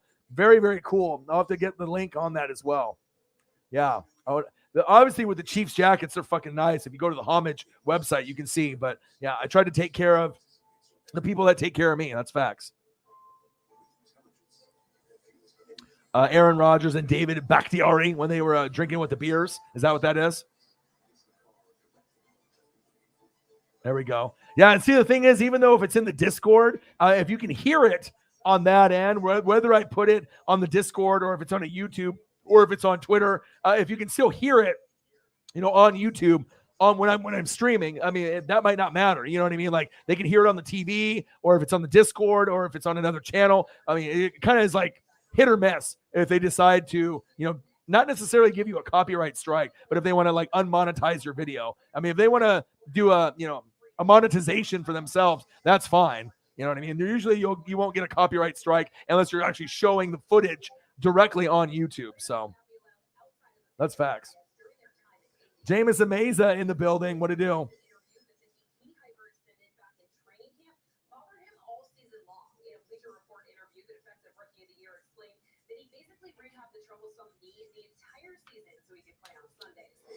Yeah, it's cool. And then Homage has really cool stuff. All different teams. But I'm telling you, there's I'll bring up a picture of the baseball. I'll show you. I'm going to show you guys here real quick on these baseball card t-shirts. They're fucking killer.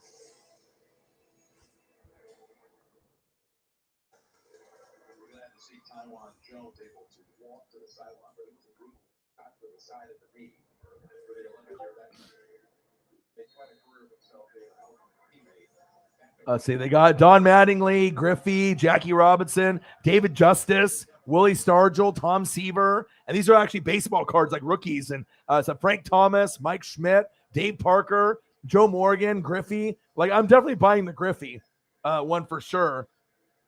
The only one that's sold out is the Bert Blyven one, the Indians one. All the other ones are available, it looks like, for the most part. But this one right here, hold on, let me bring it up. If I can.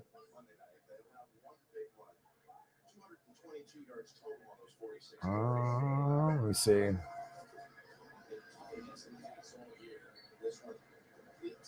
Oh, it won't let me do it. I tried to like take the picture, but it won't let me do it unless I hold on a second. Maybe I can take it. I could probably take a picture. Hold on a sec. See if I can do it like this. Take a picture on my phone. I'll post it on Twitter, and then I can bring it over that way. One sec here. It's fucking. They're $36 a piece, which is kind of spending for a fucking t-shirt, but they're pretty amazing.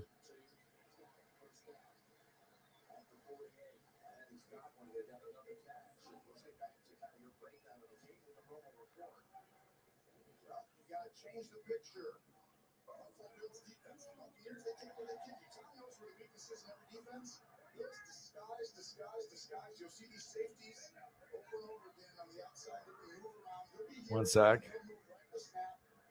All right, there we go.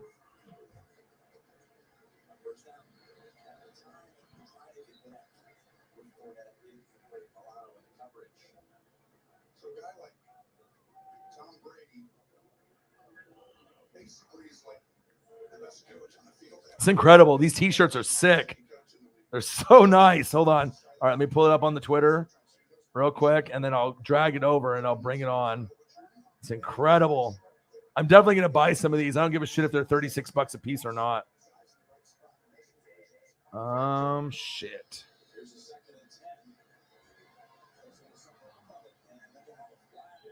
All right, FMQD. One sec, guys. FMQD.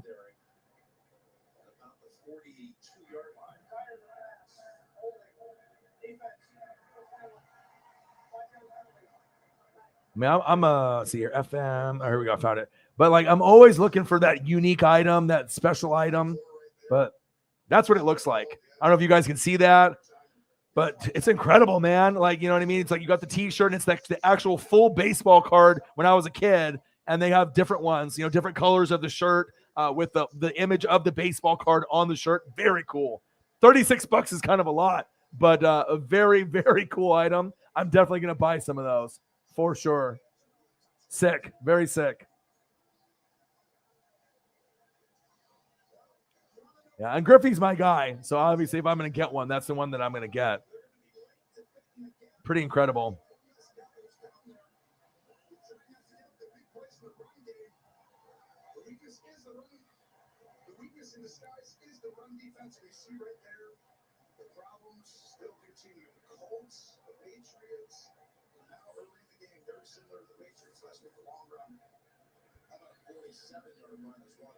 Love it. Love it. Love it.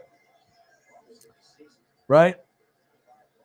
And you just go on there. I mean, they got on the Homage website, like I said, they have amazing ones. I mean, they got the Dave Justice one's fire. The Don Mattingly one's cool. They got a Griffey and blue t-shirt with a different one on there. They're just insane, dude. They got Jackie Robinson one, Tom Seaver one. Like, I mean, they got, I mean, I almost want to buy all of them, but I mean, that would be spending a shitload of money if they're like $36 a piece. The Frank Thomas one's cool. I mean, some of these are just so sweet. Cal Ripken, they got a Cal Ripken one that's fire. But if you go to the actual Homage website, the Tony Gwynn one's dope. Wade Boggs is sick. So yeah, I'll probably end up buying a few of those. I'll probably buy like the Don Mattingly, maybe the Dave Justice, the Frank Thomas, the Mike Schmidt one's fire. I like the Wade Boggs one. Tony Gwynn one's cool. They're all cool, man. Very, very cool.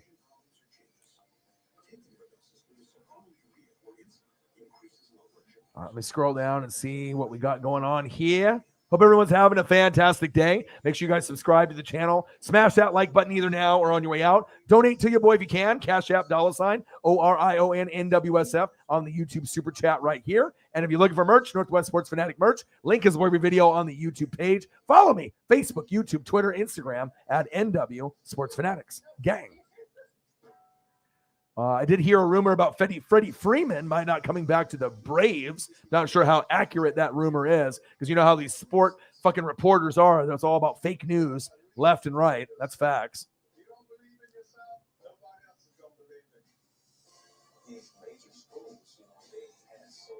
Kobe for $2 million. I know a lot of Jordan stuff sells for a lot. And obviously, there's a lot of conversation about LeBron and Jordan. It's more like Jordan and Kobe. Like, I mean, as great as LeBron is, you could argue LeBron is the most all-around player all time, rebounding, passing, scoring. Yes, but if we're talking about like the greatest, I mean, I put Jordan 1, I put Kobe 2. I mean, I like Larry Bird and I like, Magic and all these other guys, Wilt Chamberlain, Bill Russell. I didn't get to watch him, Kareem Abdul-Jabbar, these other guys. But if we're talking about, like the GOATs, like at the top, you can put like LeBron at like 3, I guess, if you want to go that route. I kind of like Larry Bird more than LeBron personally, but I love LeBron's game. But obviously, LeBron's stats are exceeding Larry Bird's. But I just like Larry Bird's game. I posted a link on Twitter. The way that they passed the basketball and the way that they played in the 80s and 90s makes these guys playing now look like shit. I mean, I'm telling you, if you go back and watch Larry Bird highlights from the 80s, you will be blown away. He passes like a guard. He does behind the back, just like the way that he plays the game, Larry Bird. It's unbelievable. He does things on the court that no one else can do. The athleticism for a big white guy that kind of looks like he's unathletic and lanky, you'll be fucking shocked on how great Larry Bird, Magic, Jordan, and that era was.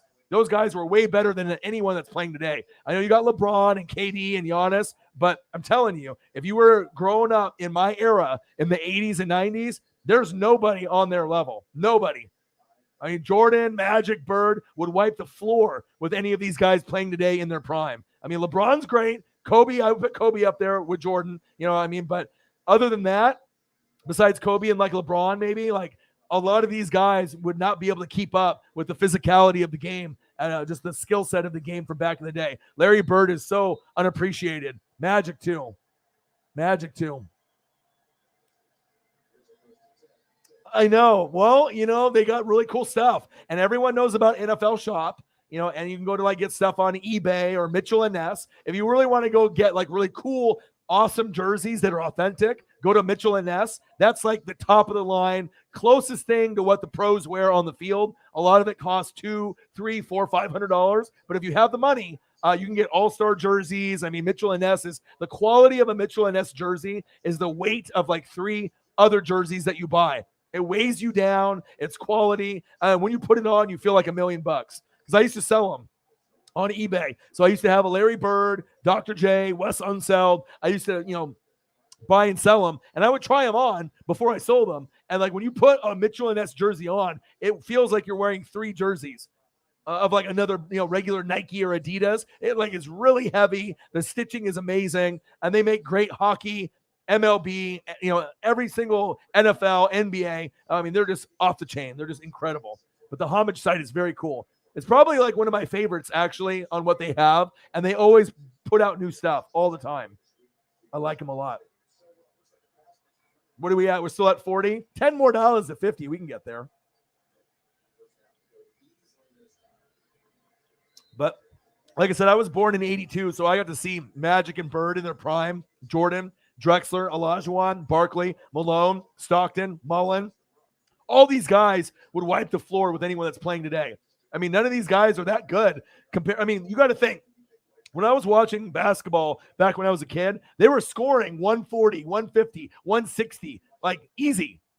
And there was defense back then, and they would be physical, like punching each other in the face, elbowing each other in the face. Like it was a lot different back then. The players were better. Even the mid-level guys were better. Even the jobbers off the bench were better. Like the game has changed, and they're not as good nowadays. They're lazy. You know what I mean? They don't play defense. They're not as good. I mean, I still have respect for guys like Rodman. You have the Jordan and the Pippen, and you know what I mean? The guys that we had in that specific era. But like, nowadays it's like they get injured a little bit. They're sitting on there for like, time management and, wanting to rest up. Like, these guys wouldn't even, like the 92 Barcelona team would wipe the floor with any team that you created today. I mean, they would get their ass kicked by like fucking 60. It wouldn't even be close.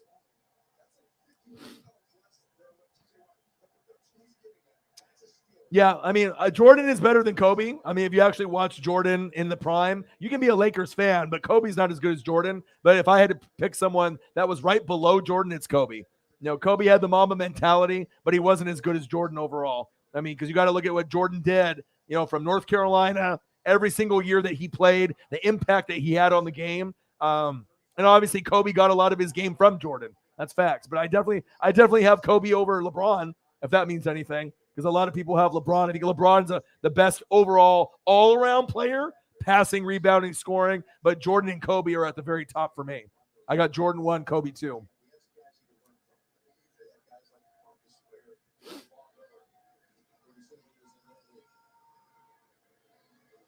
Oh, I know. I saw that. Yeah, and I posted a thing on Twitter based off like a Larry Bird highlight package, and I'm telling you, I would recommend watching. Larry Bird highlights. You'll just be like, wow. Like once you watch him, do his passing, his pump fakes, and just his athleticism. Like he moves around like he's 6 foot or like 6'1". Like he plays like a 6'1", 6'2" brother.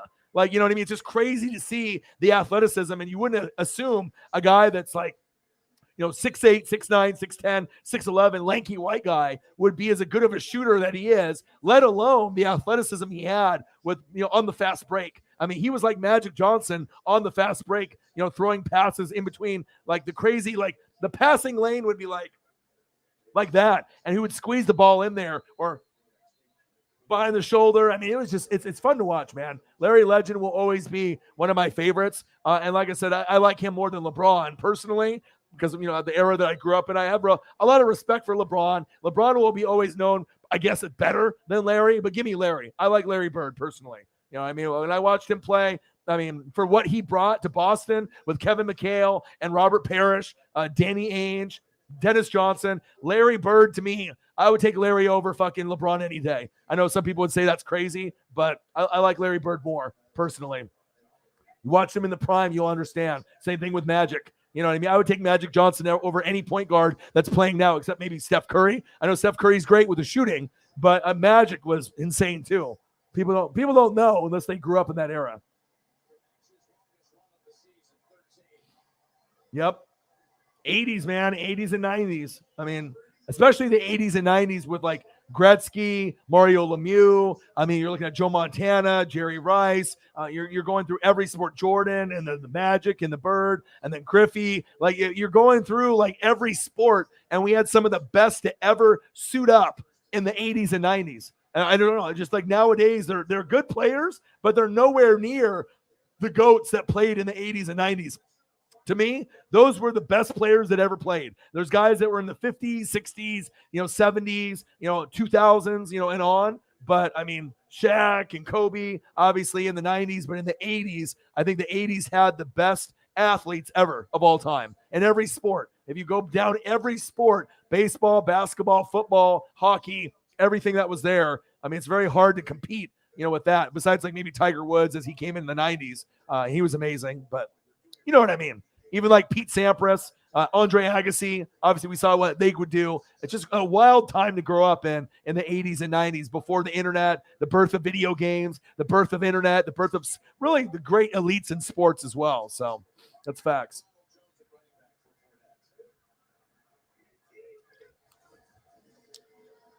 Yeah, no one knows unless you actually watched it. Oh yeah, Barkley, Maurice Cheeks. Yeah, the Pistons basketball, the rivalry with the obviously the Celtics and the Lakers, Magic, and obviously going against Bird, James Worthy, Michael Cooper, Kareem, Byron Scott. I mean, I have so many memories watching basketball on the couch with my dad. You know what I mean? Being 3, 4, 5, 6, 7 years old, man. That's facts. Yeah, well, Tim Duncan, I think people know that he is one of the GOATs. It's just he wasn't flashy. He was just kind of like that traditional screen. He did everything by the book, so it was kind of boring, but he always produced. It's like 20 points, 10 to 15 boards, always was reliable, never got in trouble, barely fouled out, just was a Mr. Reliable. And it was funny when they ended up getting him because David Robinson was already there. And then they had that one off year. I don't know if it was like the strike or whatever. And then they ended up getting, Tim Duncan. And once they had Tim Duncan already there, I mean, it was already game over.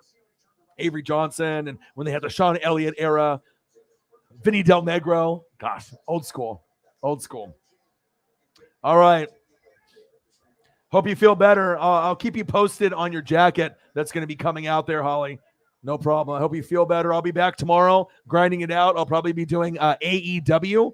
So I'll probably do AEW live stream tomorrow.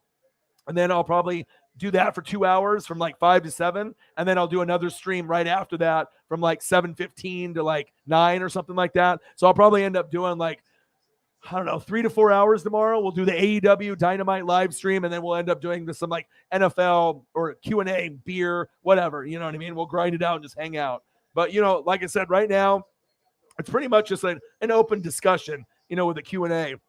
But with Rodgers, obviously, I listened to the interview. I would recommend listening to it. It's about 45 minutes. You want to get a little insight, but he's not going to retire or make his decision just yet. Wants to see what happens with Devontae Adams and kind of the rest of the players if they get signed or franchise tagged. Anthony Hitchens, we obviously know about him being released, but not really a whole lot of news. And then obviously I wanted to share some of the thumbnails from my boy Johnny for NASCAR this weekend, which is going to be at Sunday around noon.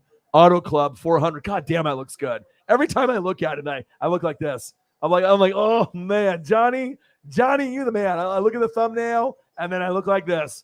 And then I look at this one, the new one, and then I look like this. I'm like, God damn, you are a genius, man. You are talented. And like I said, I have to hustle and grind. I got to hustle and grind because obviously thumbnails are not cheap. You got to make sure you grind it out with that as well.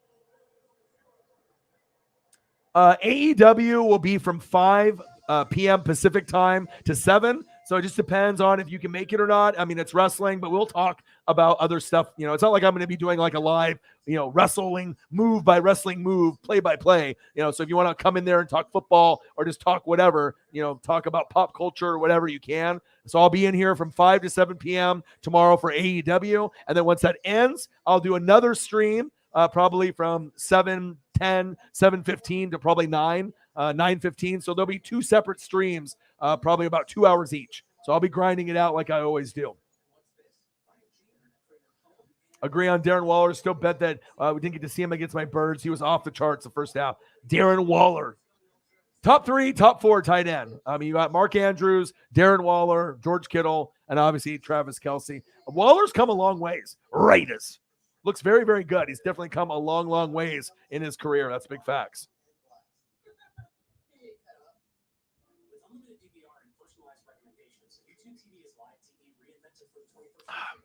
What are we sitting at, 40?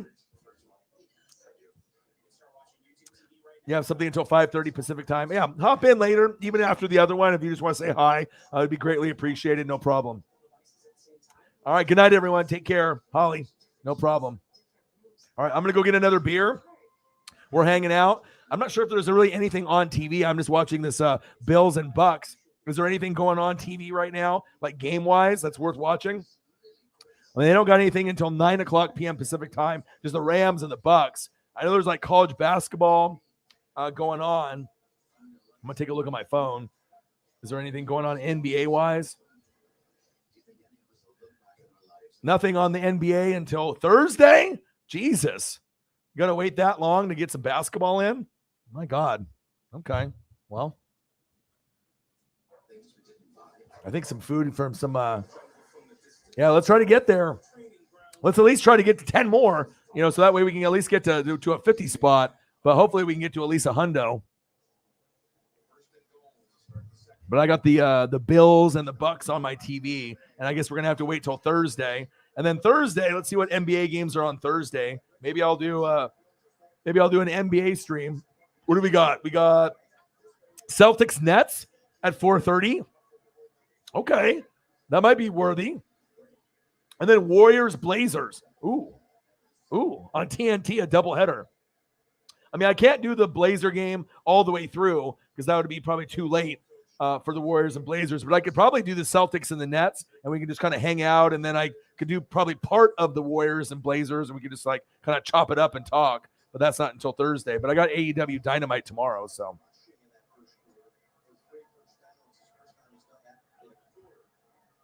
Oh, yeah. The Bad Boys, baby. Bad Boys. You didn't want to, if the Bad Boys, I mean, the NBA is a bunch of pussies right now. I'll tell you what, if you had Barkley, Malone, the Bad Boys, they would fuck up anybody in the NBA right now. All the guys in the NBA right now are pussies. They have no idea. I mean, there would be times where people would punch each other in the face, elbow someone right in the nose, blood fucking everywhere. I mean, the game has changed so differently.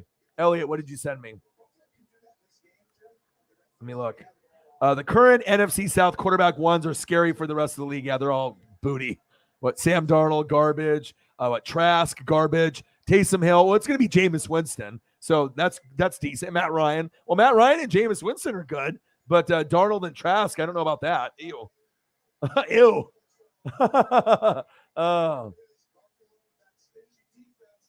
Yeah, I love Rodman a lot too. Also unbelievable memory. Lakers versus Spurs rivalry. Derek Fisher with 4 seconds. Yeah, 0.4. Oh, I do remember that. Great memories, man. I mean, the rivalry, obviously in the Western Conference, there were just so many memories because I remember with Jordan and obviously with Barkley, and when Barkley had his little run, obviously with the Supersonics, when they had their run as well in 96 with the Kemp and Schrempf and Gary Payton, 97, 98 with Malone and Stockton and all the guys that they had on that roster as well. Greg Ostertag. Gosh, so many memories for all those teams and a lot of them that got screwed. Field goals up, and it's good. Tampa Bay 10, Buffalo Bills 0. Okay. Yeah, I love Rodman too. Love Rasheed Wallace. I know a lot of people don't like him, but that's my dad's favorite player in the NBA. That's facts. So again, this is just a Q&A. We can just hang out, chop it up. There we go. My boy. I know someone was going to help your boy out. We were sitting kind of at a standstill for quite some time. Bang! Cyberpunk 53. My boy. Appreciate you. Your jacket hopefully will get shipped out tomorrow. Always showing love. Always showing support. My boy. Appreciate you. Cyberpunk 53. I'll go get another beer. How bizarre.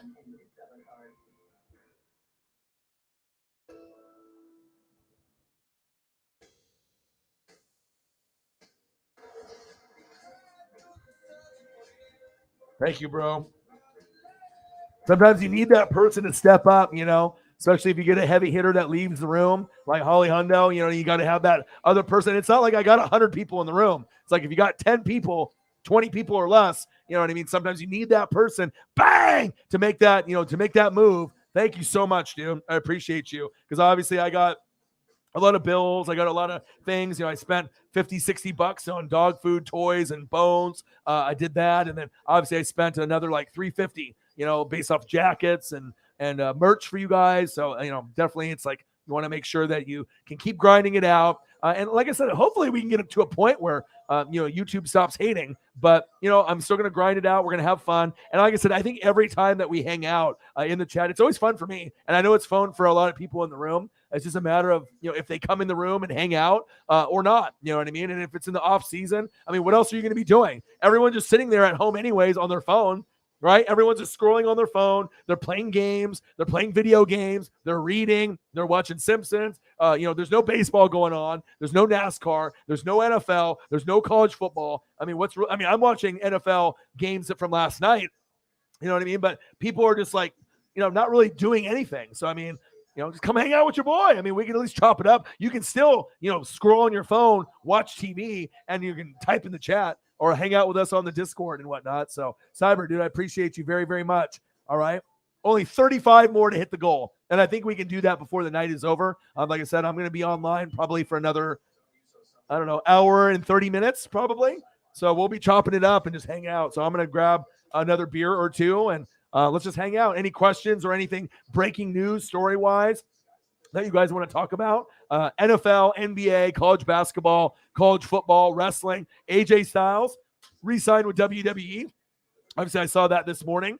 Kind of was hoping that some of these guys would consider AEW. I'd rather have Seth come over to AEW, but I'm not sure if Seth will ever go over to AEW if Becky Lynch's wife is still over there, because that would probably cause a little rift. If he's over there in AEW and she's still in WWE, because you want to make sure you spend time with your significant other, obviously on the road and whatnot. So, but I have dreams, hopefully that like Seth will come over, but I don't know. We'll have to wait and see. Appreciate you, dude. Cyberpunk, my boy. Bang! $25 on the Cash App. Appreciate you, my dude. Bang, bang, bang, bang, bang. All right. Let me go get some more beer. Gang.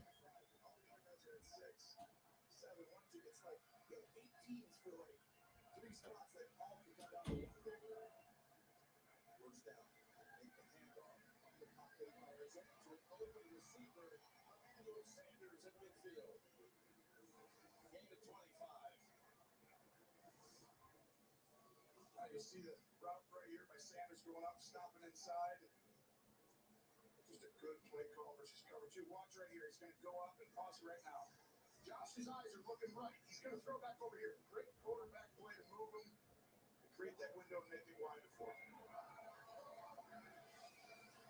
Buffalo, 11 plays they've run.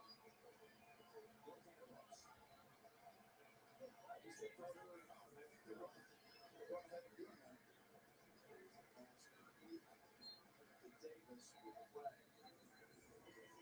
It's got no backs. Initiating crew. Legal shift on the offense. 14 and 79 moving at the same time. Could not be set. It's 5-yard penalty. First down. Oh, this is a terrible call. I think that was terrible. I was watching down there. Hey, Carlton Davis on the box. So upset, but so we can't see it here. It happened before that. But what happens is 14 comes in motion. You can't have two people moving, so it's hard to see. It's way before everything. I think it was like Nick. It's Carlton Davis I mentioned, shaken up on that last play. It was over there on the Buffalo sideline, and then training staff comes over to escort it back to the Buccaneers sideline. Davis, who's had injuries this year, big part of that secondary. They need him.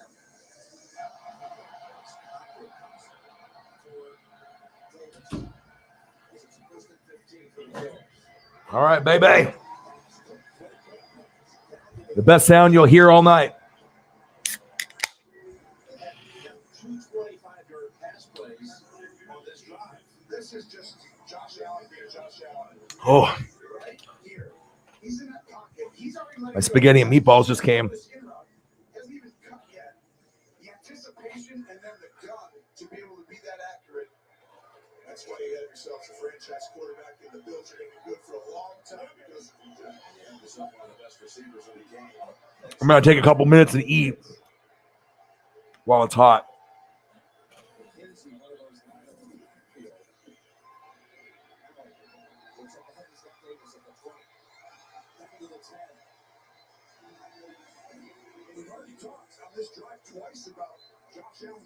Oh my God, it's good.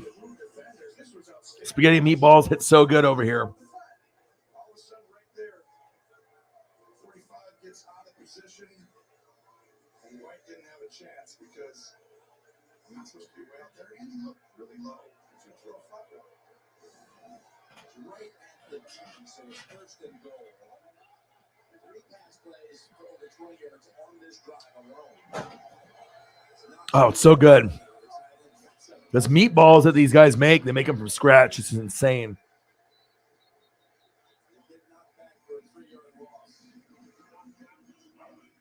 Oh my God.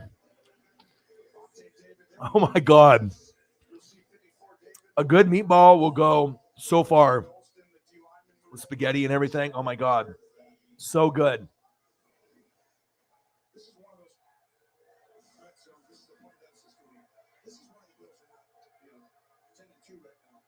Just not quite as dominant in the red zone as I think they could be.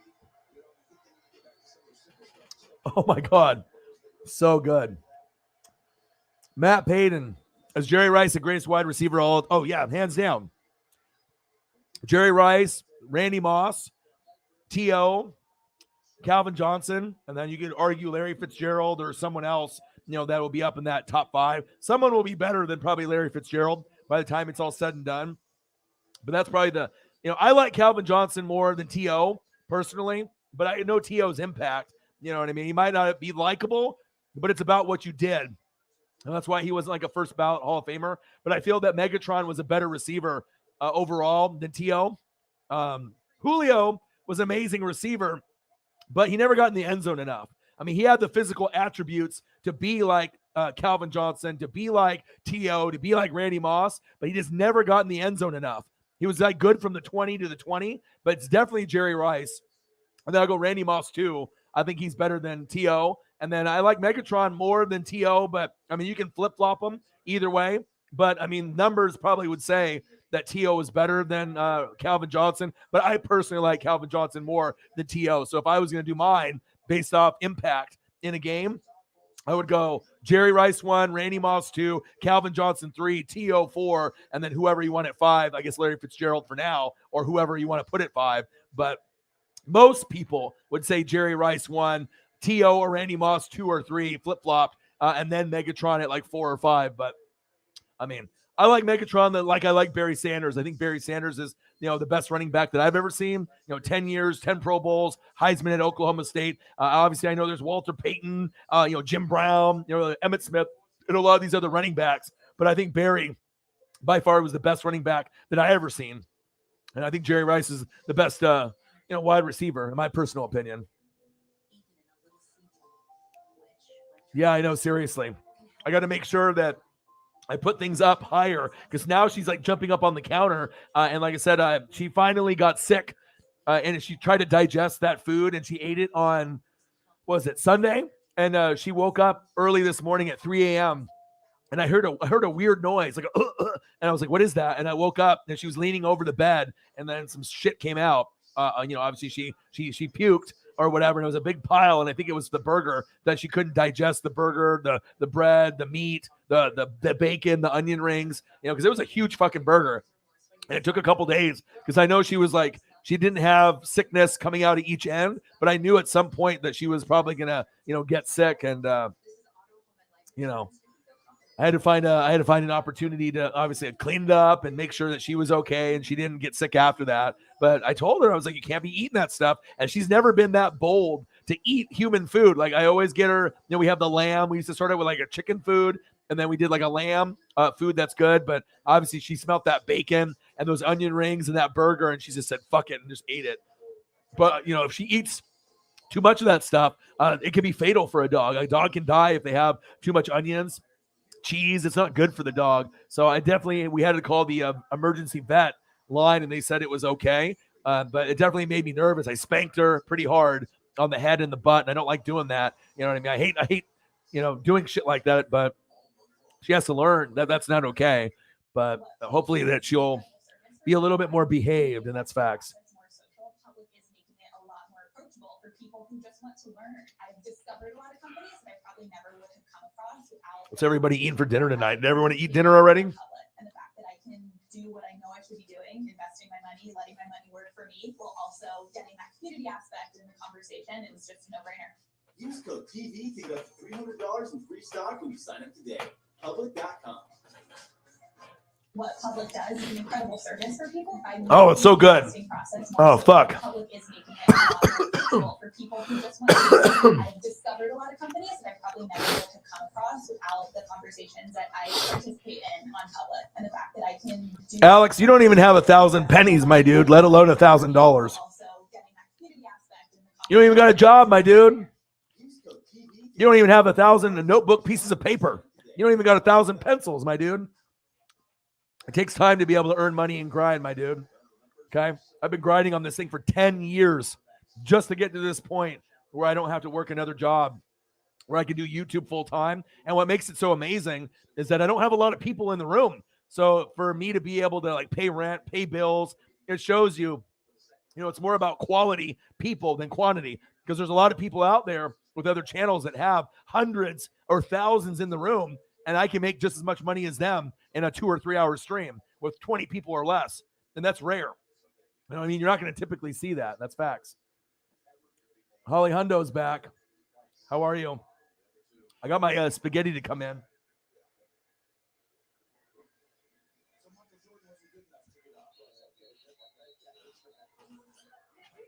All right, here we go.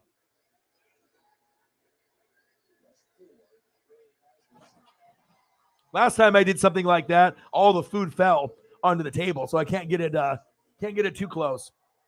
Normally I do a fettuccine Alfredo or like chicken Alfredo, but we ended up doing the meatball, spaghetti meatball. It hits good. It's so good. Just a great job dropping back, looking inside, keeps everyone see those linebackers right there. They're just reading his eyes. Why would they get deeper? Because they're looking at Brady. He keeps his eyes there.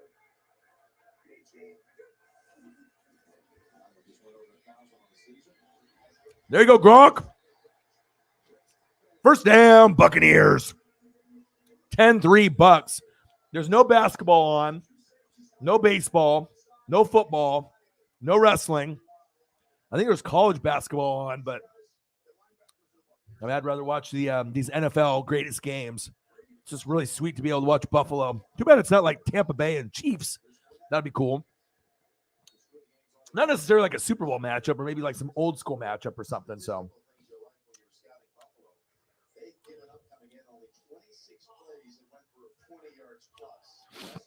yeah, I think T.O. could too. I've seen him work out. Some of these guys that are a little bit older, if they just got in during the red zone and all they had to do was shake and bake, a guy from 5 yards out, I think T.O. could have been a factor for Tampa Bay.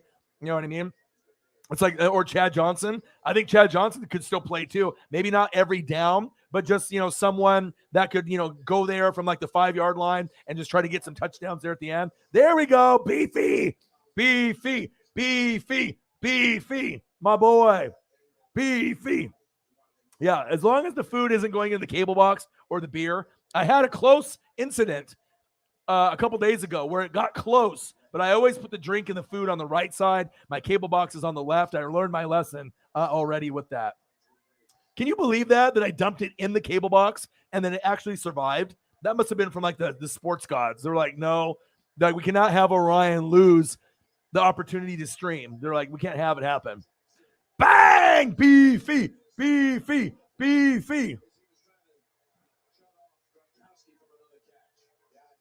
Yes. Ryan, what's up, brother? Saw you where you were live. Thought I'd drop in and say hello. Good. Obviously, we're just talking about Aaron Rodgers. I tried to play a little bit of the audio, but I don't want to get my shit copyrighted or blocked. If they want to monetize it, that's fine. I don't give a shit about that. But obviously, I'm not showing video. And usually when they copyright strike you, it's usually when you're showing the video of something and you get in trouble. But if they have audio in the background, sometimes when they hear music of like someone performing like a halftime show, sometimes they like to try to like monetize it on their end so they can take your money away. Not from the donations, but just from like the views. But yeah, so I would recommend, if you're into Aaron Rodgers or Pat McAfee show, if you want to do that, I listened to that early on. Anthony Hitchens got released. Not really a whole lot going on. There's no NBA. There's no MLB. Not a whole lot going on. But, your boy's hustling. Your boy's grinding like I always am. I guess we don't got basketball until Thursday. But the games look pretty good. You got Celtics Nets at 4:30 p.m. is the first game on Thursday, which is intriguing. I might do that just to hang out and do like a watch party. You can chill with me. And then Warriors Blazers at 7 p.m. So those two games are pretty interesting as far as NBA is concerned. We got AEW Dynamite. That's going to be tomorrow, so I'll do that. And then after that's over, I'll do an NFL, kind of just like dry drink beer, just kind of like, just a Q&A, just kind of chop it up with the fans. But how are you doing, Beefy? What's good with you, man? How are you? Beefy McWhat now? He might have the best name out of all the names that are out there right now on YouTube, huh? Beefy McWhat now. Appreciate it. For NASCAR, obviously we know that this is my favorite driver of all time, Dale Earnhardt, okay? And the way that I look at people, I look at Johnny when he makes my thumbnails, okay? This is Daytona 500. Johnny Thumbnails did a great job. I got 2,500 views, which is the most views I've gotten on a stream in a while. I had like 18 or 1,900 on All-Star Saturday night. Touchdown, Buccaneers. Mike fucking Evans. Let's go. Yeah. Okay? And then he just made this one for me. Auto Club, they're in Southern California. Auto Club 400, a little Denny Hamlin, a little Kyle Busch. He's amazing. And every thumbnail I get, I got to pay like $25, but I can't make that. So we were talking a little Aaron Rodgers. I made this little thumbnail. I thought I did a pretty good job with this one. It looks pretty good. Okay. And he's talking about Pat McAfee, about, giving some love back to the players and Shay. And, I think it's his girlfriend. I think they're still together because I'm pretty sure I heard her in the background laughing at his house when they were doing the interview. He was pretty much saying that he's not going to make a decision on retiring, staying with the Packers or not. I think it really comes down to this, though. In the interview, within the first 10 minutes, he talks about Devontae Adams. And depending on if they franchise tag him or not, that'll be the decision if he decides to stay or if he decides to go. So that'll be interesting to see if they do that. I would assume they would. But if they don't franchise tag him, Adams will be gone and Rodgers will for sure be gone, at least in my personal opinion. And I'm just drinking beer. Pineapple beer, spaghetti and meatballs, We got a nice little spot, Pastini, Pastaria, which is in Lake Oswego, Beefy, which you know where that's at. And they have really, really good pastas out here. Kind of expensive, but it's very, very tasty, very good. I usually get like a fettuccine Alfredo or chicken Alfredo, but the girlfriend decided to get some dinner for her and her daughter, and got something for me as well, which is fantastic, and just grinding it out, man. Mr. Williams says, where's the beef? Where the beef at? $75 in a hundo. We need $25 to a hundo. We almost there. We're just chilling. I know I don't even know how that cable box survived, to be honest. Like, seriously, like I dumped probably a quarter of the beer in the cable box, and the top of the cable box isn't solid. It has 1,000 pinholes, so it's exposed with wires and circuitry and circuits and all that bullshit. So I don't really know how the beer didn't soak into everything and just like short everything out. I mean, it did temporarily for about 20 minutes until I shook out the beer, and then I put it next to the fan that's next to me and aired it out, and eventually it ended up working. So I don't know. Steak, tacos, yellow rice. Woo! I love me some tacos. I love. Yum, yum, yum, yum, yum. I love me some tacos. I can eat tacos. I can eat tacos every day, dude. So good. So good. That sounds fire, dude. Beefy. Busy day was great. Yeah.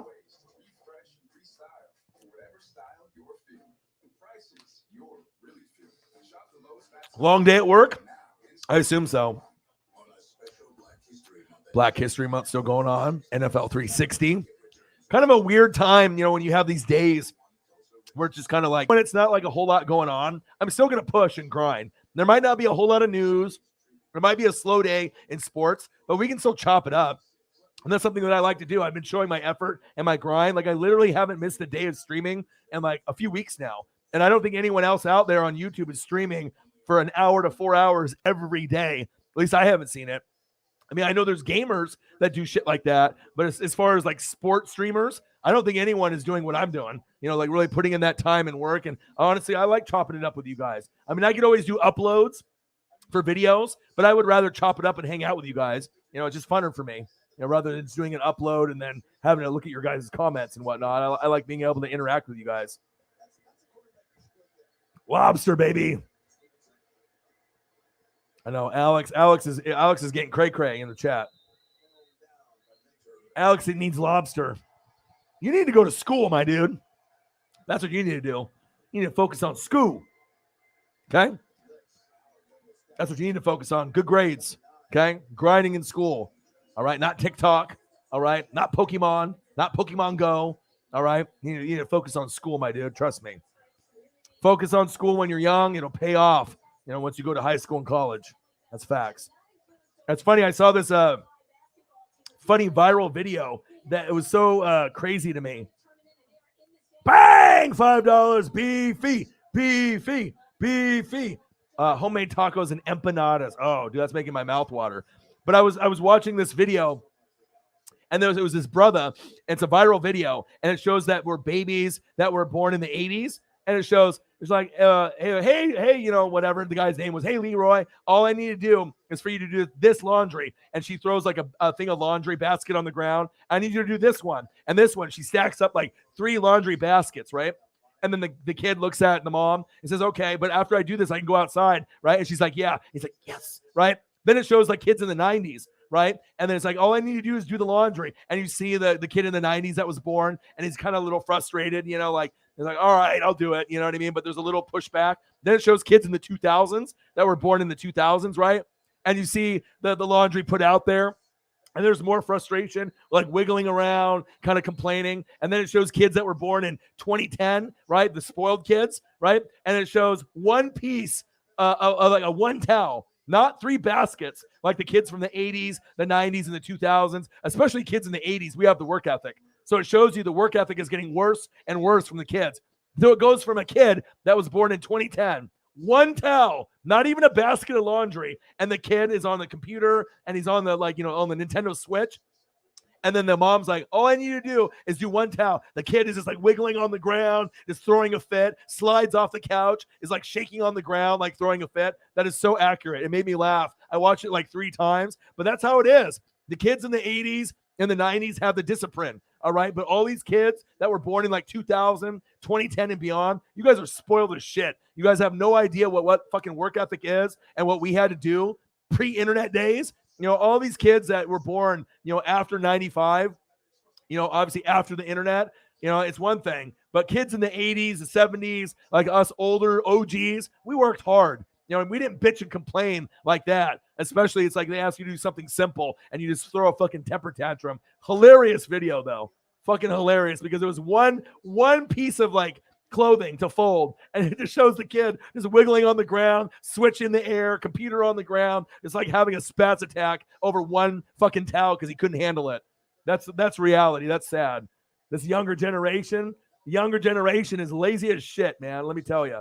They have that pothead mentality. They're like, oh, you know, I'm gonna be rich. It's just gonna fall into my hands. No, you got to work hard. All these people, they see people on TikTok and they think that, oh, I'm gonna be the next Charlie D'Amelio. I'm gonna be like I'm gonna be the next ninja. No, you're not. Sorry, you know, it doesn't work like that. You know, it may be, you know, one person out of like 1 million or 2 billion people might be like that next guy or that next girl. But chances are, I mean, you're not going to be that guy or that girl. Like, you're going to actually have to have a regular job, you know? People are so goddamn lazy. It's sickening. I got the words of wisdom. You got to work hard. My first job was at 12 years old. All right. Picking crawdads, crayfish for my dad, buying my own school clothes. And we had this conversation yesterday. I bought my own Red Sand, bought my own Massimo, you know, t-shirts, Nike. You know what I mean? I bought all my school clothes when I was 12 years old, before I was like 6th grade. I was making $20 an hour, working 3 hours, you know, a day. And it was an hour there, an hour back. So usually the day was consisting of about 6 hours, but I wasn't getting paid for the hour driving. But then the guy that I rode with, my dad's friend, would buy me a soda, a corn dog or two, you know, some chips. He always took care of me. But I mean, I was making good money back then, and I understood the value of a dollar, which a lot of people now, they just, you know, assume that they're, you know, they just deserve to have money and all these nice things. It doesn't work like that. People are lazy as shit now. That's facts. Beefy. Appreciate you, my dude. Very much. Right? Hey, we went outside, you know what I mean? We stayed outside, played basketball, baseball, football. We rode bikes pre-95, before the internet came out. I mean, once the internet came out, we were hooked. AOL, we would go on there on AOL chat, right? Have fun with our friends and stuff, play video games online and do all that. But I mean, prior to that, I mean, it was like all outside. And when there was not a lot of bitching or pushback. Nowadays, it's like these kids can't even handle doing the simplest things without fucking throwing a fit. Or they go crazy and they like shoot their parents or like stab them. Have you seen some of those stories? They're like, oh my God, I can't play Fortnite. Like, dude, like some of these people like literally will injure their family, their brothers, their sisters, their mom or dad. They'll either injure them, or I've seen ones where they've killed their parents or grandparents because they couldn't play Fortnite or their video game. What the fuck is wrong with kids nowadays? Wah, I can't play Fortnite. Like, Is that what it's coming down to? That these kids are so fucked up now that they don't know how to fucking read or have any fucking discipline or work ethic, that they're just willing to fucking go crazy? Like, dude, that's your mom or your dad. They're like, they told you that you can't play, and then you're just gonna be like, I don't get it, man. I just don't understand, dude. Kids in the 80s, though, we know, right? Look at Alex. Alex is trying to show off like he's like the little Einstein. He's the Latino Einstein, supposedly. E equals MC squared. Come on, bro. Oh, shit. Building boat dog. Ooh. How old were you when you did that? 15, 16? Beefy. Bang, bang, bang. My boy. That fucked up at school. Now I can take it how you want. Well, I did too at one point, bro. I had a 3.0, 3.5 average, right? But I was skipping school, hanging out with kind of gangster guys. You know, these guys were like boosting cards, stealing shit. We would gamble, we'd play cards, play basketball. Then my grade point average went down to a 2.0, worst I've ever had when I was a junior. And like second semester, my dad came to my house one day after my parents got a divorce, and I didn't even get to say bye to my friends. He said, "You're moving in with me. pack your bags, and then I was gone. And I never got to see my friends ever again from Aloha High School in the Beaverton area. It's like I was there, I was at school, and then all of a sudden, boom, I was gone. You never saw me again. You know what I mean? And I went to another high school, I had to start over. But then as soon as I went there, I recovered, and I had a 3.5 for that last semester, and then I ended up with a 3.5 my senior year. So I had a 3.5 and a 2.0, so I ended up being like around like a 2.83. So I ended up salvaging my junior year, and I was already like a 3.0, 3.5 student, freshman and sophomore. So I put in effort, but also my parents divorced, and my mom was kind of loco, and it was just, she was screaming and yelling at me for like 6-8 hours a day because she was distraught with the divorce, and it just wasn't good. So I didn't want to be at home. So I was just hanging around people that weren't really good for me. You know what I mean? But it was better than being at home and getting yelled at for fucking 8 hours a day. So bang! I wonder if any of these kids know what pagers are, right? Record players, CDs, burning a CD, burning your favorite songs on a tape off the radio. Watch pager. Oh, I know, man. Oh, man. Seriously. Some of these kids, they have no idea. They're so fucking spoiled, dude. They see these people on TikTok. They're like, oh, that's going to be me. Yeah, with what kind of work ethic? You know what I mean? I'm going to be the next Ryan's Toy Review. No, you're not. I'm going to be the next Ninja. No, you're not. I'm going to be the next TikTok star. Probably not. I mean, there's always a possibility that you could. You know what I mean? But chances are, I mean, if you don't got the work ethic or the connections or rich parents, you know what I mean, that are going to exploit you like Ryan's Toy Review, it's probably not going to happen. Okay? Seriously. I'm glad I grew up in the 80s, dude. Seriously. Look at Beefy. Appreciate you coming in the room, dude. 16 years old. There we go. I figured. See, your boy's got ESP. I figured it'd be about 15 or 16. Odin's son in the building. He said, go to bed. Go to bed, chitlins. So I need to hang out with my boys. I need to hang out with my crew. How are you, dude? I sent you a message to check up on you. I usually try to check up on a lot of y'all to see how you guys are doing. There we go. Holly Hundo, bang, $10. Thank you for trying to get us closer to a hundo. Thank you so much. Holly Hundo with a tenner.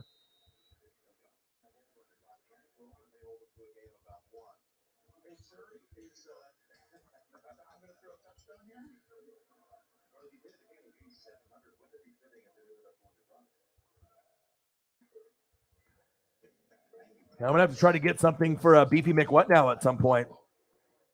Try to take care of as many fans as I can. Bang! $10 and another donation. Bang! Beefy McWhat now with another $5. My first job was at a gas station attendant. Space Age. I have one right down the road from my house. G.I. Joe's. It doesn't even exist anymore. I love G.I. Joe's. That's where I used to get concert tickets, SmackDown, wrestling tickets. 2 jobs at 16. That's what I'm talking about. Yeah, dude. I used to work at KB Toy Stores, Thriftway. Had my first job at 12. Dude, you're bringing up names like G.I. I love G.I. Joe's. Loved it. And it was in Lake Oswego, and it doesn't even fucking exist anymore, dude. Crazy. I love it when you bring up names like that, man. Yes, it's money to buy the Nintendo Entertainment System. I remember that. I got one, but I got it for Christmas. And then I was telling stories too. Back in the day, like when PlayStation came out, remember the game Twisted Metal? And I've told this story before, but I was such like a mischievous kid that like my parents bought me Twisted Metal or Twisted Metal 2. And it was like, a month before the presents were under the tree. I was such a bad kid. I would sneak and cut the wrapper open of the game, slide the game out, play Twisted Metal or Twisted Metal 2 for like a month. Right? My mom didn't know. She didn't pay attention to what games I'm playing. I'm sitting there like playing the brand new game for like a month. And then when Christmas happened, I would open it up, but not open the actual box, just the outside. So you could see the box of the game, not the actual game itself. I'm like, oh, wow, Twisted Metal 2, even though I've been playing it for like a month or two. I wanted to play that game bad. I didn't do that often. But when you had Super Mario 1, 2, 3, Contra, Tecmo Bowl, Super Tecmo Bowl, Twisted Metal 2, Earthworm Jim, certain games you were like, fuck, I want to play this now. And I definitely was a sneaky kid. I didn't do that too often, but I do remember, I think it was Twisted Metal or Twisted Metal 2. I did do that, and I had a great time playing it. Metal Gear Solid, so many great games. Resident Evil 2. Oh, man. Back in the day, what the fuck was I thinking? I wanted to play the game more than anything. Wow. $90 in donos, baby. Appreciate you guys.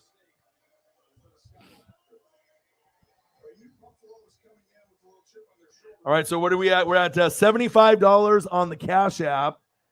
All right, 75 on the Cash App, and then 85,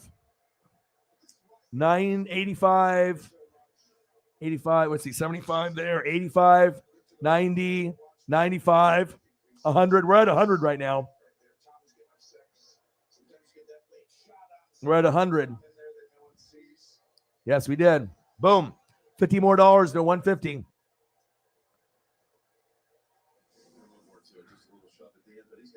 I appreciate that. I grind. I'm trying. Pick up, fouling, basketball, tackle football. Yeah.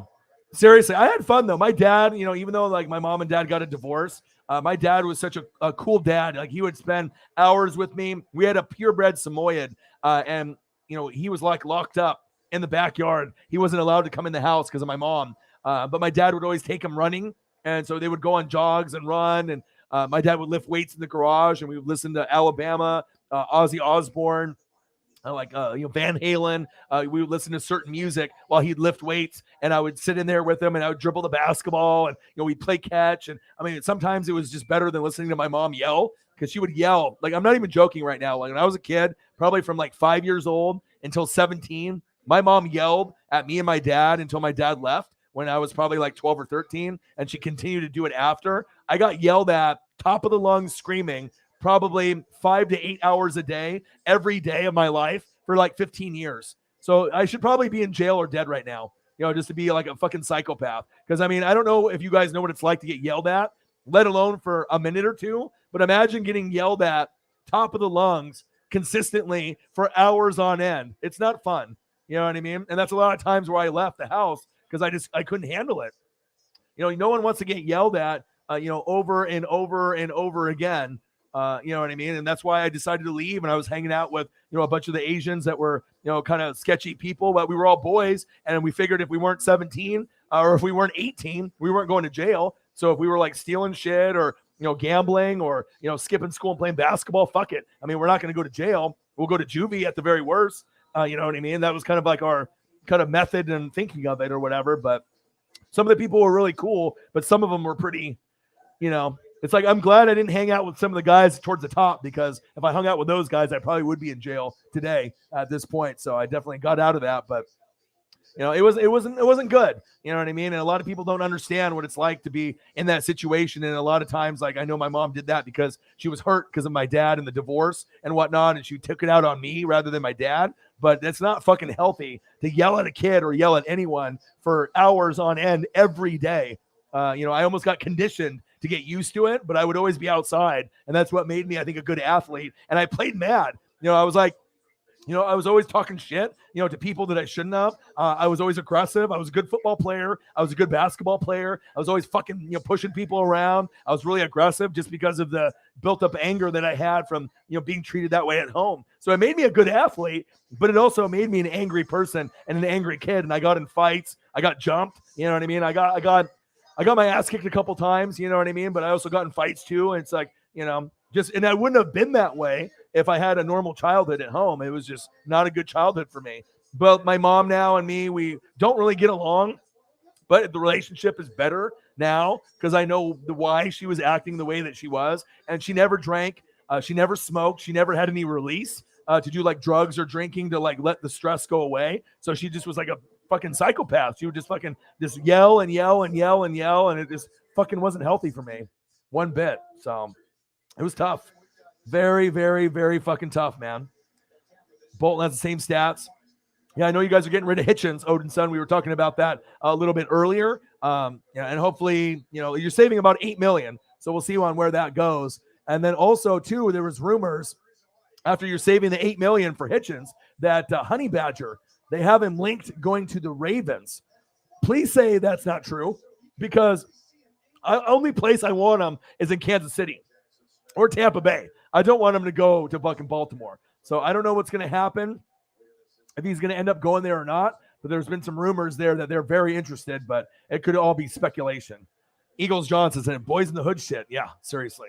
A lot of boys in the hood shit, man. Stealing rims, boosting cars. I know some guys, they were doing like some like car fraud shit. Like I had one friend, the Asian friend, he was Korean, right? He got a brand new like car, like some kind of hatchback, rims and everything. And then, obviously we know, gangster people, chop shops. And so he left the keys, underneath the mat or underneath the car, and then he'd have his other Korean friend come and pick up the car as it was stolen, and that way he could get a brand new car through insurance, and stuff. So I mean, these guys they're pretty smart. You know what I mean? You have to be careful on some of that stuff, but that was kind of some of the shit they would do. And all of us had like Integras; they were all lowered. We all had like Type R's or Integras, Preludes, Supras. I mean, we had a crazy bunch, and this is all of us in like high school. So all of us were like, 15, 16, 17, 18. It was a wild bunch. We had a crew of about 20, Vietnamese, Chinese, Laos, Korean. I mean, a little bit of everything, but some of them, some of us had more money. I didn't really have a job until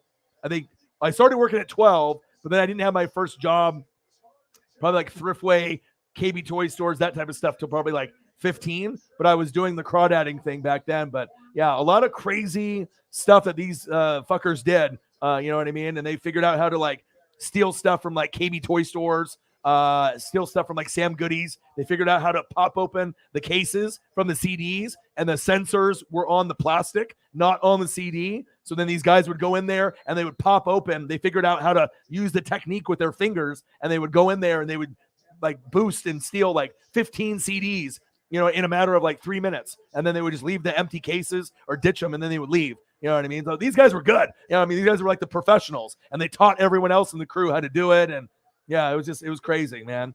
Myron Frank, Polo, Tommy Hilfiger, all that stuff. I mean, these guys were a wild bunch. They would look for things that didn't have tags on it, and they would return it, get credit, and go buy perfume or cologne or shoes. And I mean, these were a wild, wild bunch that I grew up with. If my mom wasn't so crazy towards me, I probably wouldn't have hung out with these people. But it is what it is, and I'm not that person anymore. And that was just a short period of my life, probably from like 15 to 17 years old. But I mean, there were some fun times, but definitely we were a bunch of idiots, and a lot of these guys were not good for me. That's facts. But I think everyone has had some probably questionable friends, in junior high or high school, things like that.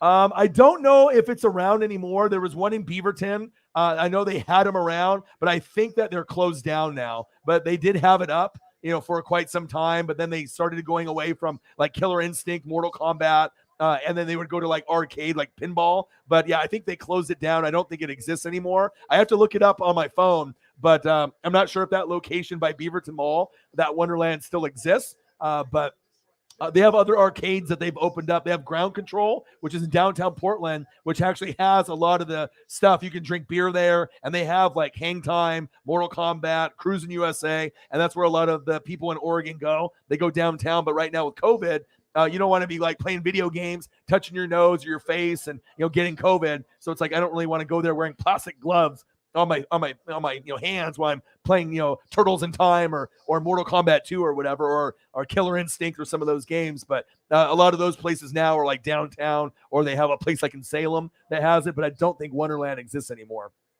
Wonderland, I used to go there all the time, man. That was my ish, dude. Fucking Wonderland, crazy. Thank you, Beefy. You're my boy, dude. Appreciate you very much.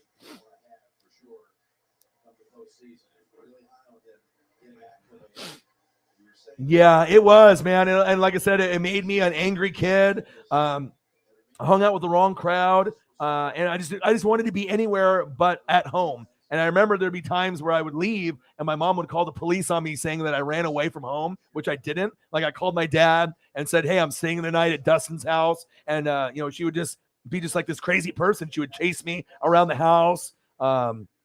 With like weapons and shit. Like there was some crazy shit. Like she was not mentally okay and mentally stable. She probably needed to be on some meds or something, or like smoke or drink or like have something. But she fucking lost it for a while.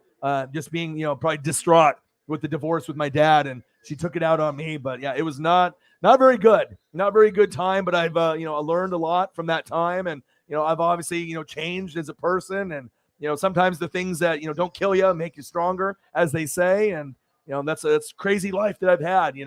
I definitely could be dead or in jail right now. It's big facts. And I'm not even saying that. I'm just like, it's true. Like I could be not in a good spot right now. Ride our bicycles with no helmets. Yep.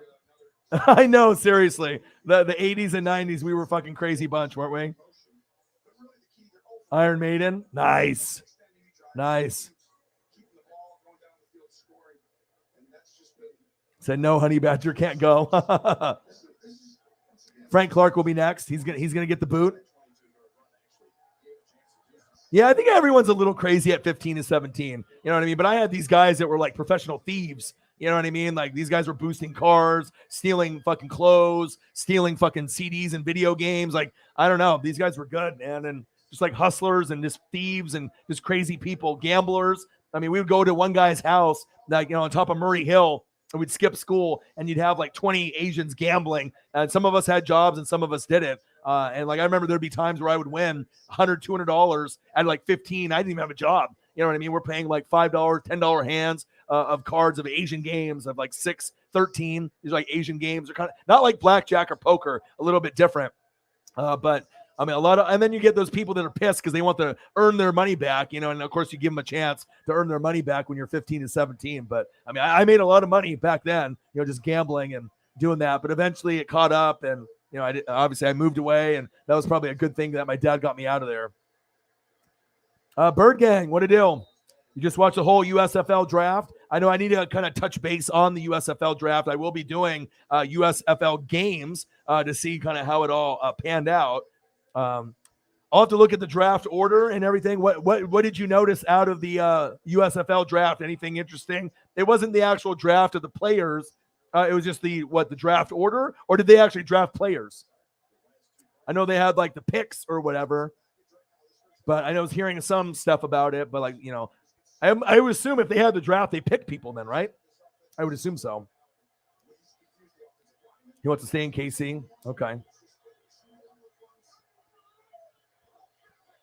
Air Whitey in the building. What a deal.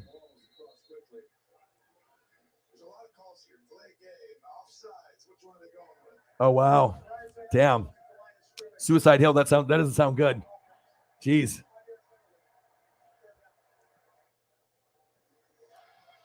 Paxton Lynch got drafted. He just got released from the the Canadian Football League. I know he got released from some other league. I saw that a couple days ago.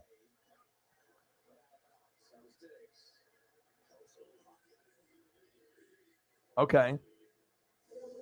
How many teams are in it? I haven't done as much research. I was going to get into it after the draft. How many teams are in it? If you watched it, I'm kind of interested. Is it 10 teams, 20 teams? What are we looking at? And when do the games start? Because I am interested in doing some live play-by-play and reactions with it.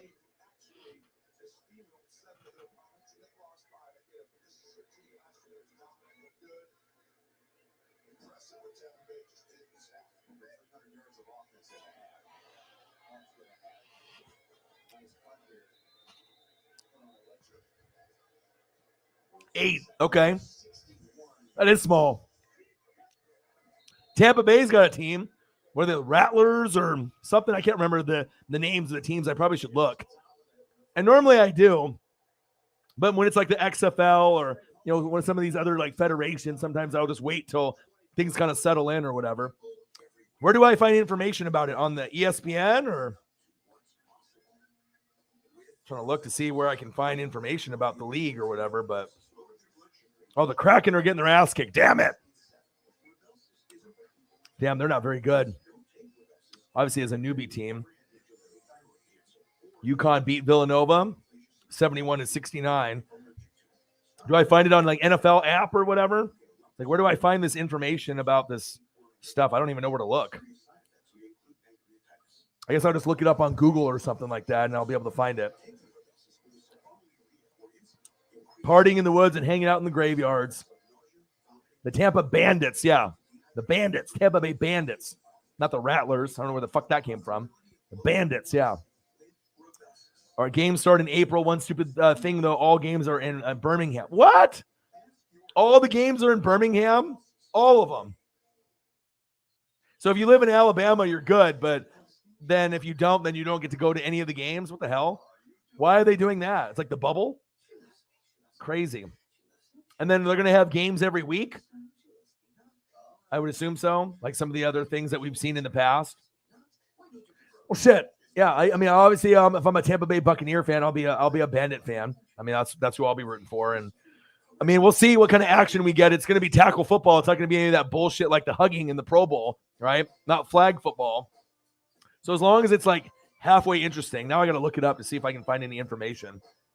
Michigan Panthers. Is that the one that's got? Is that the one that got the boy at coach? I think that's the one that has that coach, right? Jeff Fisher, USFL, and I know the obviously XFL at some point. All right, USFL draft. I just have to look it up on Google.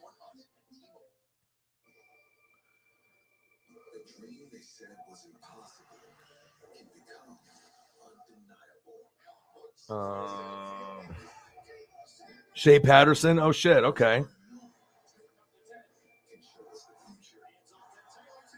Seeing if I can get a little bit of a breakdown. All right, here we go. At least someone in the room can help me out. Okay, the North Division has Michigan Panthers, New Jersey Generals, Philadelphia Stars, and the Pittsburgh Maulers, the Birmingham Stallions, Houston Gamblers, Nolens Breakers, and the Tampa Bay Bandits. Yeah, that's stupid that you can't see the team in person. So because they don't have probably a place to play. That's probably why they can't afford to pay a place to play. So they have to play all the games. And so they have to pay one stadium rather than having 8 that they pay for, which I guess is smart if it's just starting off. You know what I mean? And they're going to see the ratings and see if they can get like endorsements or whatever. So that's probably why they did it, because they didn't have money to be able to do that. So I'll watch. Yeah. Michigan Panthers.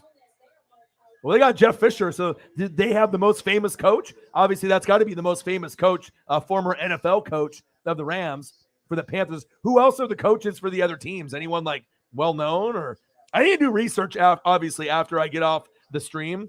I'm looking at the first round draft results. Shea Patterson is on Michigan. Jordan Tiamu is on Tampa Bay. There we go. Hell yeah. Brian Scott is on Philly. Ben Holmes, New Jersey. Clayton Thorson on Houston. Alex Magoo on Birmingham. Kyle Lauletta, okay, on Pittsburgh. And Kyle Sloter on Nolens. Other notable picks. Davin Bellamy, round 2, pick 1 on Nolens. Kayvon Walker, Michigan, round 3, pick 1. James Folston Jr., Nolens, round 4, pick 1. Chidi Okike, Pittsburgh, round 5, pick 1. Corbin Kaifusi, Tampa Bay, round 6, pick 1. And Charles Baldwin, Pittsburgh, round 7, pick 1. So we don't even know really if these teams are going to be like any good, right? Like this might be kind of garbage football. I mean, is the XFL going to be better than the USFL? What do we think? I guess it just depends on the players. If they have a lot of like dropouts or like college dropouts or like not like rejects, but just, people that got cut, in college or the NFL. I mean, is that what we're going to get in the XFL? I don't know. I guess we'll have to wait and see the talent level on these leagues. If it's actually, are they going to be able to score points? Is it going to be fun? Is it going to be like an arena football league? Is it going to be like indoor? Is it going to be outdoor? Like what are we getting as a product? Hopefully it's halfway decent. Todd Haley, the head coach for Tampa. Okay. Skip Holtz. Lou Holtz's son. XFL. Well, not really. The Rock is behind it. I mean, if The Rock is behind it, he turns everything to gold. His tequila, Zoa energy drink, his fucking Under Armour, literally anything The Rock is attached to succeeds. So I think the XFL will be better than this league. You know what I mean? Because obviously you got Danny Garcia, his ex-wife, and anytime you have The Rock attached to anything is like $5 or $7 productions, whatever his production company is. I mean, when they did that movie with Gal Gadot, right? And Ryan Reynolds and him, anything that they touch turns to gold or platinum. So I obviously think that obviously XFL should be better. And they're just working on rules, refereeing, player safety. And then if that works out good with The Rock and the XFL, then they'll be able to do like a developmental league for the NFL, but it probably won't be for like 3 to 5 years. I would assume it would take some time to gain the trust of the NFL, and then they can give tryouts to those guys, which isn't asking too much. It's not like we're saying you have to put a player from the XFL on your roster, but at least you can give them a tryout. I mean, that's all that The Rock wants, is to give them a tryout. So So former Chiefs head coach with the Tampa Bay Bandits. You might have to switch teams now. You might have to root for Tampa Bay. You might have to root for Tampa Bay. The Bandits. The Bandits will suck. Hey. Come on now. I hope they don't. XFL and USFL should combine. Like XFL be AFC, USFL. Hey, maybe one day. But there's probably separate owners, the money. I mean, I don't know if that'll happen. I mean, I doubt The Rock will want to attach himself to that league because probably the XFL will be better, especially if they're linked with the NFL and the USFL isn't. I mean, USFL isn't, right? Or are they? I got to do some reading. I got to figure it out. Yeah, we'll have to wait and see. And just because Jeff Fisher had some success and some down moments, I mean, it all depends on who the players are. I mean, it doesn't really matter with the coach. I mean, if you got a bunch of shit players, that are like high school dropouts or like, college dropouts or NFL rejects, I mean, I don't know how good they're going to be. All right, here's the coaches. Bart Andrews, Skip Holtz, Mike Riley. Okay, Mike Riley, formerly of Oregon State. He's a pretty good coach. Or is that a former Alabama defensive back? So Mike Riley that's not the Oregon State former coach? Kevin Sumlin. I know him. Kirby Wilson. Yeah, I think XFL is going to be better. Yeah, I'm not really big on Todd Haley. You want to switch? You want to switch coaches? Give me Jeff Fisher. You guys can have Todd Haley. I don't want him. You guys can have him. I don't want him.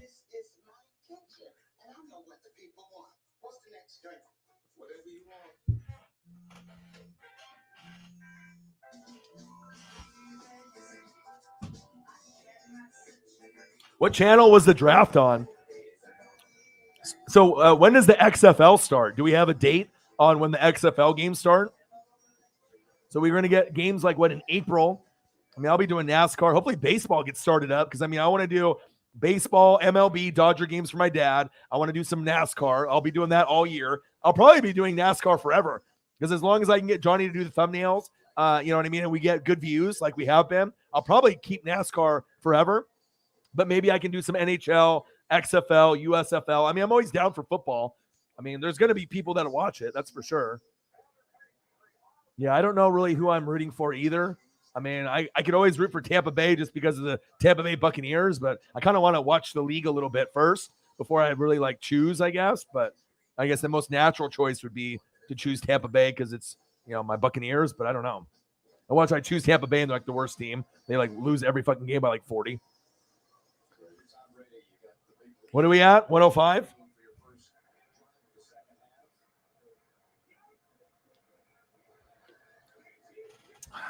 Tampa Bay 24, Buffalo Bills 3. I like saying that. 12-24 left in the third quarter. Tampa Bay in the red, Buffalo in the all white. God, I love football.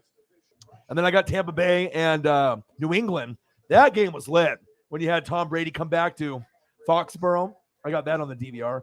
XFL starts next year. Shit! I gotta wait all the way till next year, so we have to watch USFL, whether it sucks or it's good, right? And is MLB gonna be done with the strike?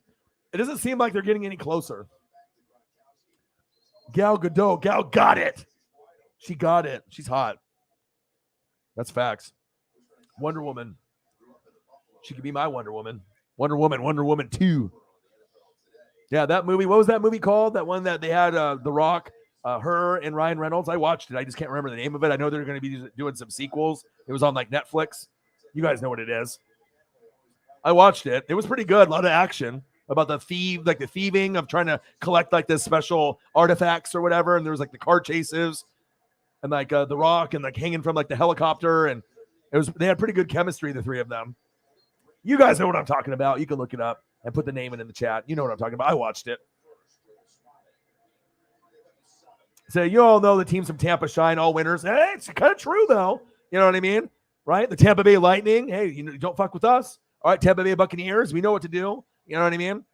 Tampa Bay Rays. I mean, you might not win the championship on all the teams, but they can get to the championship game. And that's pretty impressive if you think about it. They don't got a basketball team, but the hockey, the baseball, and the football team definitely exceeded expectations, I think, in Tampa and overall in, that circle, of Tampa. People are oh, wow, they're actually kind of good in all the sports there.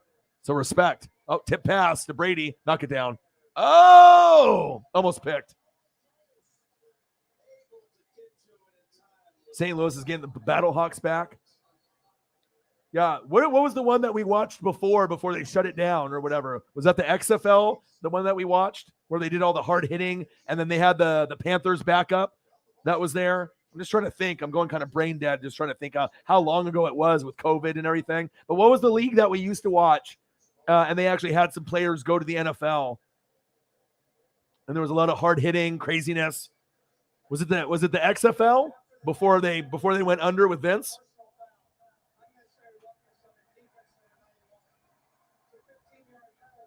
Because he had it back in the day, and then they started it up again, and then it failed again. I know. I like the uniforms. I mean, the Tampa Bay Bandit uniforms are better than the Washington Commies, the Washington Commanders. I mean, if you want to learn how to make a uniform, you should fucking look at that. Oh, there we go. Show me these unis in the Discord. XFL. That's what I figured. XFL wasn't too bad. I enjoyed it. All right, let me look at these uniforms. I like the Bandit uniforms. Those are fire, dude. Those look sweet. Okay, let me look at this one. Michigan Panthers. They look like Boston College. Okay. What is this one? New Jersey Generals. They kind of look like Houston, the college football team. Let me look at the next one. What is this one? Philadelphia Stars. I don't know what the fuck this one looks like. This is a combination of Boston College and something else. Let me look at this one. Stallions. I mean, a lot of them have a kind of a similar look to them. I mean, where's the different uniforms like blue and green? Why are they all red and white? Like, can we switch it up here? Like, we got literally red and white for Tampa Bay, and then you got kind of like a white and gold red, and then the red and white, and then a red, white, and gold, and then a red and white. Like, Jesus Christ, dude. Could you guys come up with a different color scheme? And then finally get Houston, which should be the red and white, and they're the Gamblers, and they're not even red. They're white, blue, and black. That doesn't make any sense. They fucked that all up. New Orleans Breakers. Blue. I like those unis. Those are kind of sick. But that should be for one of the other teams because they're obviously black and gold, and they have a kind of a different scheme there. That should be a team for like the Carolinas or something like that. Or those are kind of cool. And what is this? Pittsburgh Maulers. Oh, those are kind of cool. Those got a kind of a Clemson Tigers vibe. Those are kind of cool. So I don't know. I think those are the Pittsburgh Maulers unis are cool. I like the Nolans Breakers. Those are kind of cool. Houston Gamblers, that should be for a different team. And then they got all these other teams that have like all red and white, like Boston College, fucking, I don't know. The Tampa Bay ones look the best though, out of all the ones that are red, white, and gold. Tampa Bay Bandits, they got probably top 3 uniform. I like their uniforms. Tampa Bay Bandits, Nolans Breakers, and then I like the Pittsburgh Maulers. Those are the 3 best uniforms out of the USFL, hands down. I know he did it for like the NFL, like redid. He's good at that. He's freaking talented. I told him, Johnny Thumbnail. I mean, he can get to a point where if he grinds hard and it has like a website and shows off, his work. I think that he could work full time just making thumbnails. I mean, you have to build an audience. You have to build, the people. But I mean, if you get someone like me or Grossi or Clickbait Sports, others Twitch streamers that are streaming almost every day, and they're buying a thumbnail off you every day or every couple days, and you're charging like $20 a thumbnail, 25. I mean, you don't need to have that many clients to be able to make rent, pay your bills. I think it can happen for him. I just don't think he sees the vision. I'm a businessman. I've always been a grinder, and I see a vision. I can see him being, Johnny Thumbnail, Thumbnails Inc., Thumbnails LLC. I said this before. I don't know if there's anyone better than him. So why not believe in yourself and make it a business? Get an LLC and grind it out. You know what I mean? I'll support him. I'll be one of those guys. I'll pay him a few $100s a month, to help him pay his rent, with all the thumbnails that I'm going to be getting, because I'm going to be paying him for NASCAR. I'll be paying him for NFL ones, probably college football, once in a while, maybe a baseball or something. So, and he's going to get a lot of money from me alone.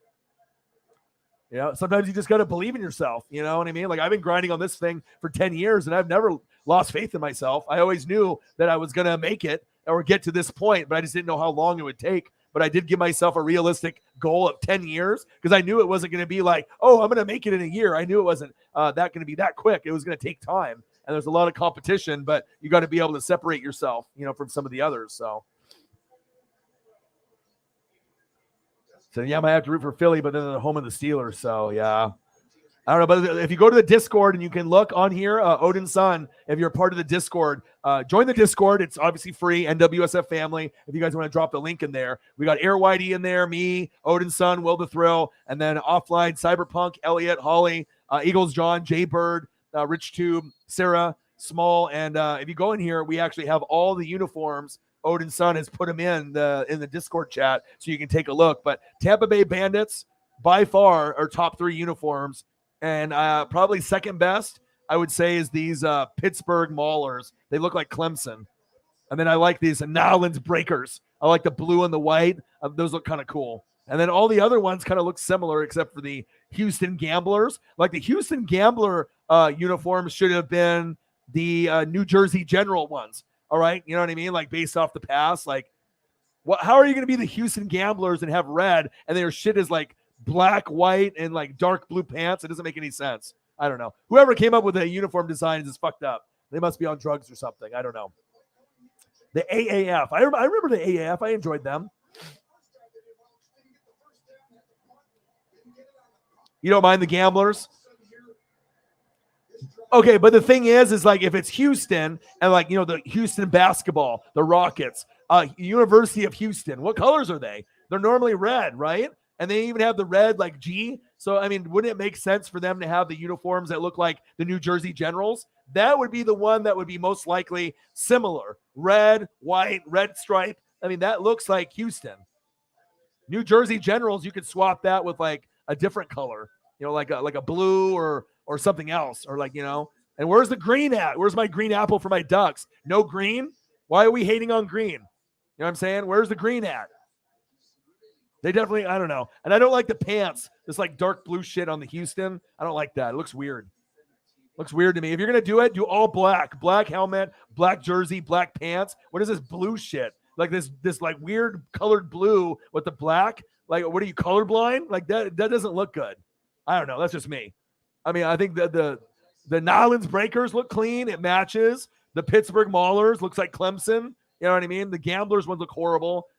Stallions, I don't know. Looks okay, like Boston College. The Stars ones look weird because it's like yellow, helmet, red. I don't know. That one looks a little weird, like off, like some little kid made it, like Alex made it or something. New Jersey Generals should have been the one for the Houston Gamblers. And then you got the Michigan Panthers that look like Boston College. I mean, they could have went with a better color scheme. Give me something with like green. And then I like the Tampa Bay Bandits, not just because I'm a Tampa Bay Buccaneer fan, but with the silver helmet, silver pants, red. That looks clean. That looks fire. Looks like Ohio State.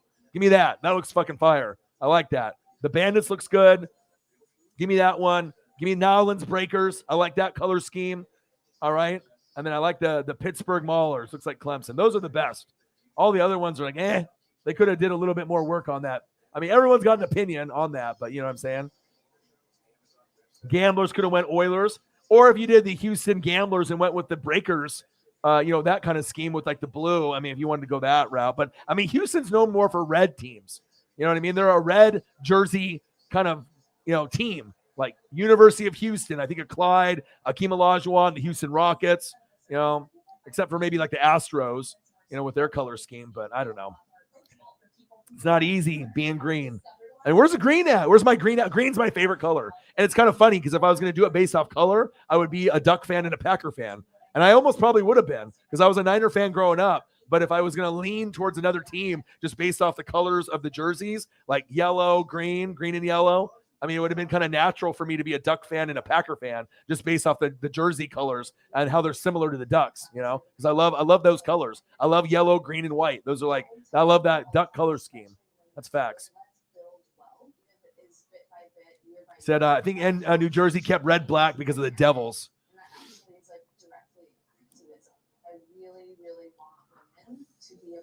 Yeah. I mean, that one doesn't look too bad, but I mean, that one would have been more like a Houston, though. You know what I mean? That one looks to me like, the University of Houston football team. I don't know. I don't know. I mean, they're at least better. We can all agree they're all better than the Washington football team or the Washington Commander uniforms. Those are trash. Jesus.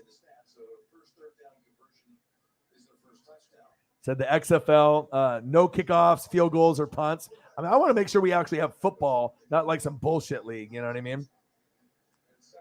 Said no, be a miracle if we get baseball before the month of May. God damn it. Why can't they just get along and come to an agreement, dude? That's annoying, man. I want to be able to go up to Seattle for my friend's birthday. I want to go up to see, Seahawks, Mariners. I love going up to Seattle and visiting, up there, eating the food and, taking in the sights. And usually we go to that hotel room that's usually like on the 17th, 18th, 20th floor where I can see the bay, the inlet. And I look to my left and I can see the Seahawks, their stadium and the Mariners over there. And I miss going there. It's expensive. Costs like $400 a night. We split it like $200 a piece, but I mean, it's worth it. Oh, there we go. We got a cash app for my boy Eagles John. He did that a minute ago. I had a feeling that there was a cash app in there. There we go. My boy Eagles John. Thank you. Gang, gang, gang, gang, gang.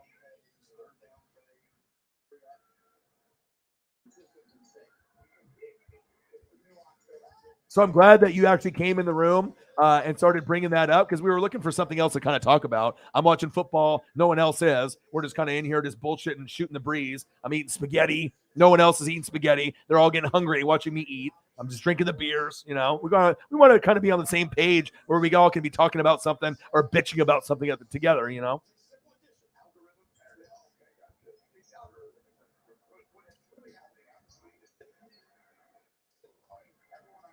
Yeah, but today was one of the best days for me as a grinder for the NWSF. I finally got a chance to give back to Holly. I've been trying to get something for Holly for the last 3 months, and I feel bad it's taken this long for me to be able to find something. Like I already had some stuff put together to send her, because I wanted to make sure I took care of the goats that donate heavy to me, and I just kind of pushed it out. I was just busy, recording and. I finally got a chance where I was like, all right, I got paid from YouTube from last month. It was a little bit more than normal. So I was able to, buy a jacket that I found on Homage for her. And I got one for Cyberpunk 53 as well, because they're selling out quickly. And then I got Sarah, the manager of the NWSF, the one that handles the donos. She's the boss lady. I got to get her some sweats from Homage for the Colts, t-shirts, some socks. That makes me happy because you guys always, take care of me. You see my grind and my effort. You see me hustling. You see the effort that I put in on every show, and we can kind of chop it up, when we're just, hanging out, or if I'm doing live play-by-play reactions. But it's I want to make sure that, that the fans know that if you donate heavy to me, you're always in the room, you're promoting the channel, and like I said, you're just being overall positive and being a great influence, in the room, that I'm going to be able to notice and I'm going to be able to give back. And I know a lot of YouTubers don't do that type of thing. I think it's kind of rare, but I'm different. I'm not like everyone else, and I wish I could give back to so many people. And at one point, I will be able to, give back to quite a few. I mean, I'm starting it off with about 4 people. Mr. Williams is next, and then I got Nate the Great, Nathaniel Marsh, and Shepard Williams after that. But I'm going to get to a point where even Eagles John and Beefy McWhat now, I mean, even if I can just buy him something like a hat, you know what I mean, or a t-shirt, of your favorite team, just something, at least something to say thank you. I mean, it all depends really on the donations, how often you're in the room, and obviously we know some people are donating 50, like Cyberpunk 53, 100, 200, 300, 400, 500. There's a difference between the real big heavy hitters, but even the people that are consistent, like Eagles John, I really appreciate too, and Sarah Small, because it might not be 50 on every donation, but it might be 5 or 10 over and over and over, and that shit adds up, and that means something to me too. So I appreciate you guys. I love you guys. I can't wait for you guys to get your merch, and there'll be others that I'll take care of as well. That's facts. And Holly, you and Cyberpunk don't live too far from each other. Your guys' zip codes weren't that far off.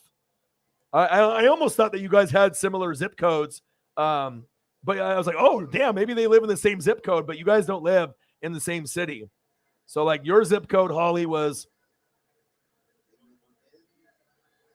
the 66. Let me look. Let me look here. Oh, I can't even look at it. I'm too far down on the screenshot that I did on that one. But you guys have the same zip code except for the last number. The last number, everything matches except for the last number on there. So I don't know how far away that is from one to another, but you guys, it seem like you're pretty close to each other. One number off. I would assume that's only like a town or two over if the zip code's only different by one number at the end. Right? I mean, I don't know. Maybe it's different where you guys live. I'm not too sure, but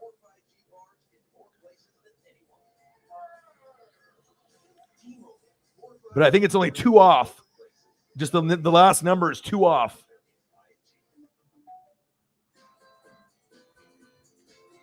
So that would mean that you guys are pretty close then, right?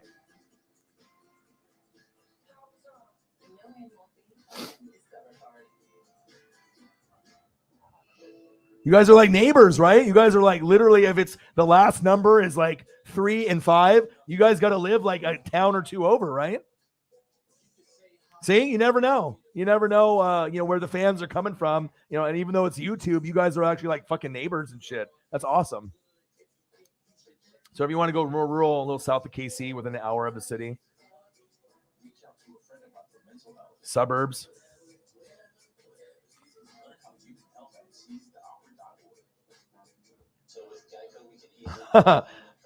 you're my Hawaiian stallion, my flying Hawaiian. That's who you are. You're my flying Hawaiian. Matt Payton, the flying Hawaiian, baby.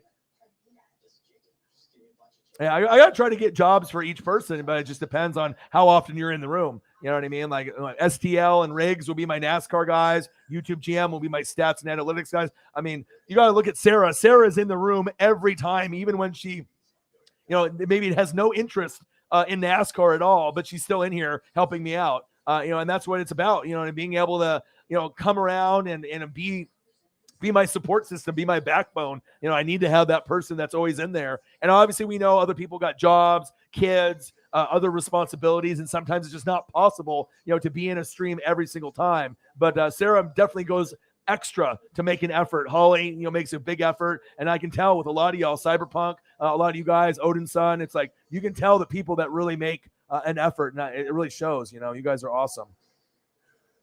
Appreciate you guys very much. That's why it makes me feel so special. Like the fan base, we don't have to have a lot of people. Of course, I would love to have more people in the room, but it's more about the quality people. Because, we could have 30, 40, 50 people in the room, but if we got like 30, 40 kids that are trolling or being an ass, or if we get people like Nola or Wills, I don't want those type of people. You know what I mean? Will I let those guys back in at some point? Maybe. But I think that the chat has been a lot more peaceful without those two in there. And I've had to ban a few others. And it sucks because I assume I'll lose subs with those people, because if I ban them, why are you going to sub to me? You're probably not. You're going to unsub for me if I ban you. But maybe the ban isn't forever. But I do know that the stress of my life has been lessened without them in the room.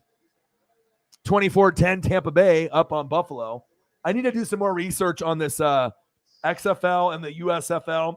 So I guess XFL, we don't have to really worry about it too much because it's not going to be until what you said next year. But then with the USFL, with these uniforms, and thank you for Odin's son for putting these uniforms in here on the Discord. If you guys want to join the Discord, please do. It's cool, man. I really like the Tampa Bay Bandits. They remind me of Ohio State. So obviously I'm going to be a Bandit fan because that's Tampa Bay. But I really like the Pittsburgh Maulers. Is that the one that has Jeff Fisher? What he's the coach of what team? The Pittsburgh Maulers? They have cool uniforms, like Clemson Tigers. It looks really cool. Beefy Mick, what now? Bang! $5. Kudos to everyone, especially Sarah and Holly. Yeah, they are. They're always on top of it. And also when I stream, during my stream, they'll repost on Twitter, like Holly will do it while I'm streaming. Hey, hop in. Even if we don't get a lot of people, but at least her fans will see it, or people that her friends, will see it. And Sarah usually does it for me before I start every single time. Or like Elliot, will always like my stuff on Instagram. I notice everything. I'm very attention to detail. I see who's liking my stuff. I see who's sharing it. I see who's in the room. I notice who's donating. You know what I mean? It makes it, it makes it fun. It makes it fun.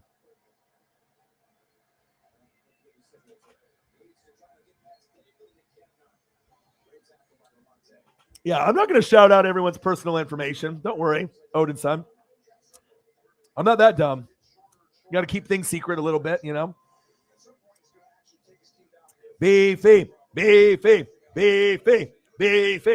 Beefy came in the room when we were sitting at kind of like a a slow still, right? And then we also have to give a lot of props. Matt Payton came in the room, brought a little bit of juice. Beefy came in with some juice, but we also got some juice from Bird Gang. Bird Gang came in and was talking about the USFL draft, and then got kind of that conversation going. So shout out to you, man. It's like sometimes you just never know who's going to hop in the room with like a good subject or topic, and then we can keep the stream kind of going. You know what I mean? Appreciate you guys very, very much, man. Wow, look at that. It's already been 3 hours and 4 minutes. I didn't even realize. Sometimes that's what happens. You know, you're just hanging out and, you know, we can kind of talk about the uniforms and do all that. And, you know, I'm having a good time, you know. I haven't really got a chance to eat all my food yet, but I definitely got to reheat it.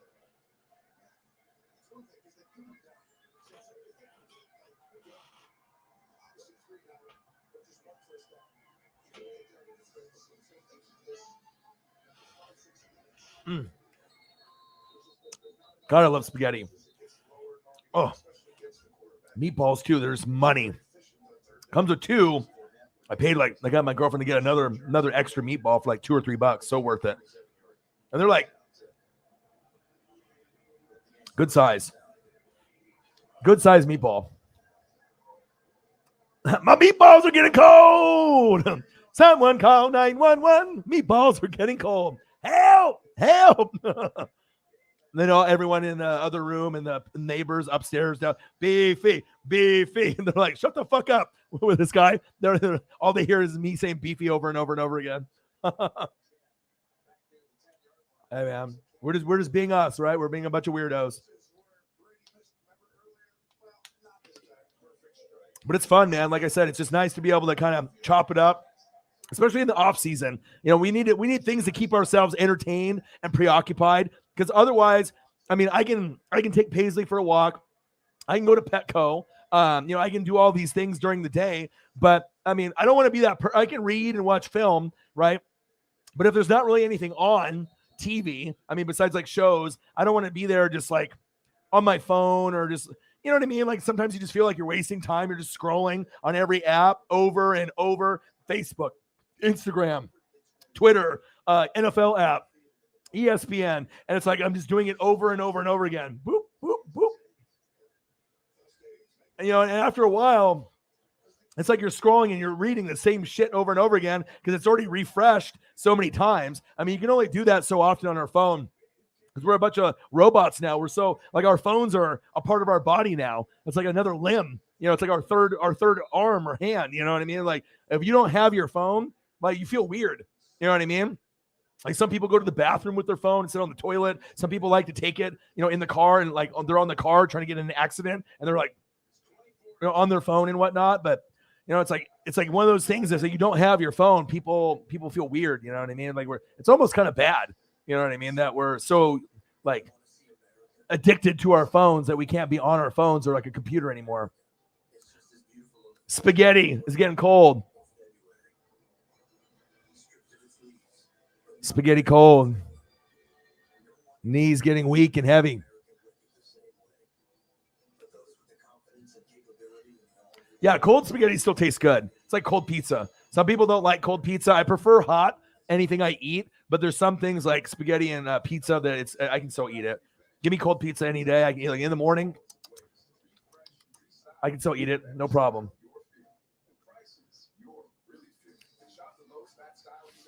Yeah, have you noticed that? I think it's been way more, because the thing is, it's like when you have those people like Wills would always try to hit on Tess. Tess is like 60, 70 years old. Wills is like 15. He's like trying to get her number like every fucking time. I'm like, God, dude, you don't even know how old she is. You know what I mean? She's like 60, 70 years old. Like, she was one of my old school original mods, you know? I haven't heard from her. I hope she's still alive. I hope she's not sick or passed away. And then you had just Nola being obnoxious, always talking shit, always being biased, always causing problems, you know, just kind of being an ass. You know what I mean? Like, it's like, I mean, it's one thing, like, you know, it's like with, you know, Pete Davidson and Kanye. I mean, just because, like, you know, you're off the meds, you know what I mean? It doesn't give you an excuse to be an ass. And, like, you know, if you end up seeing that famous clip that Pete Davidson had of Kanye, like in 2017, I mean, it makes sense. I mean, just because, you know what I mean? Like, you might be a little loopy or whatever, like, take the meds. I know Pete Davidson takes the meds, you know what I mean?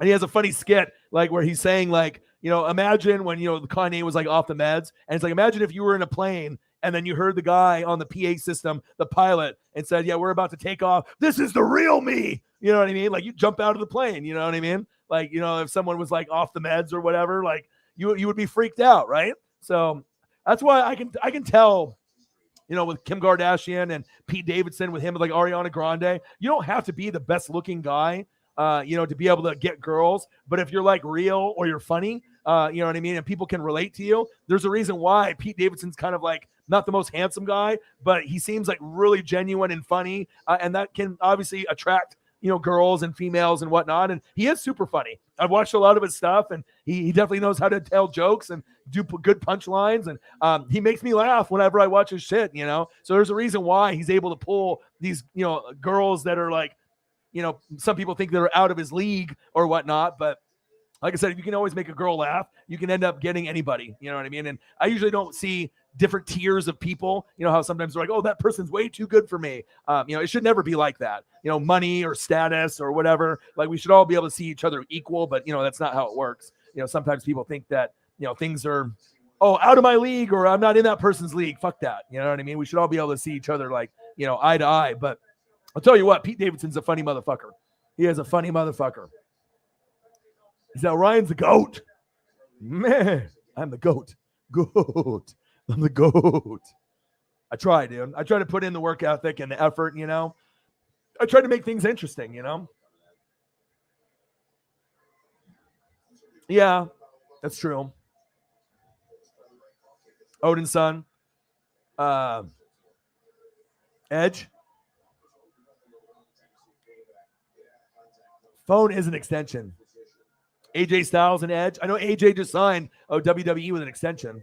Yeah, not on this channel, but generally. Yeah, and I imagine on other channels too. Like, it's like if you have a Chiefs channel and you go on there and you get people that are being like offensive to females or female fans, or people that are just dicks or trolls. Like, it's just crazy. Like, you'll get a room with a bunch of Chiefs fans and you'll still get a bad seat out of there. Because I know there's been times where you've gotten pissed off and you've told me where it's like, you know, you get people like you think that you all like the same thing, but then you just get this person that's just trying to get attention or just be a dick for no reason. It's just, there's no place for that. But I guess it's the internet, you know what I mean? That's why when we have a room like this and a community like this, the Fanatic family, it's nice. You know, we all try to be there for each other, and it feels good.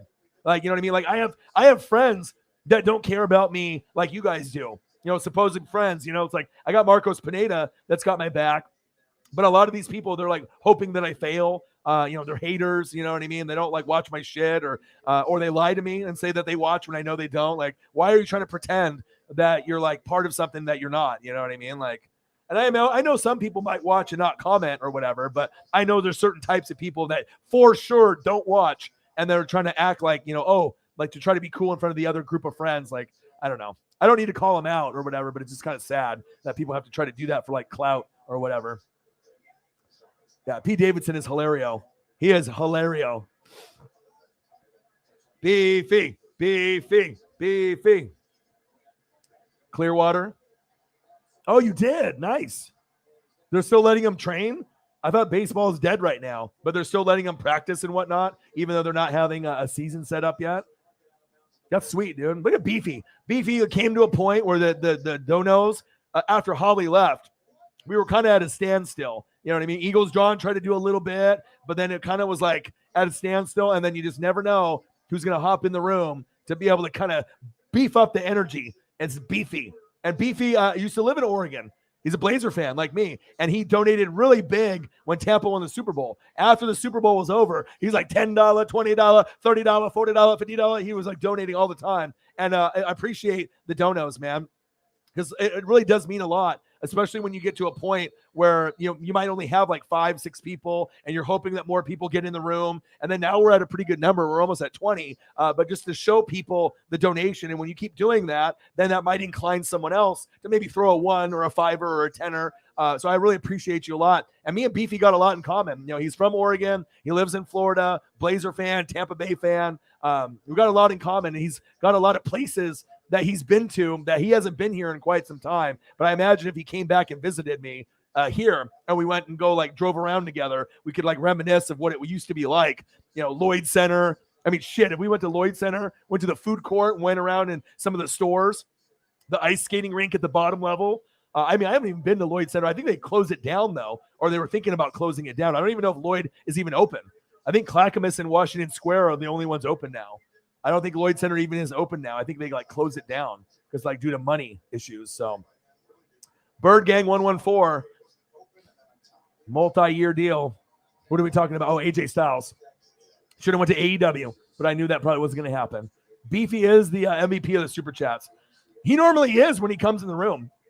You know what I mean? He normally hops in and he'll throw like a 5 or a 10er. And normally by the time he's done, I mean, he's usually sitting at like 50 to 150. Most of the time it's like 100, 80 to 100.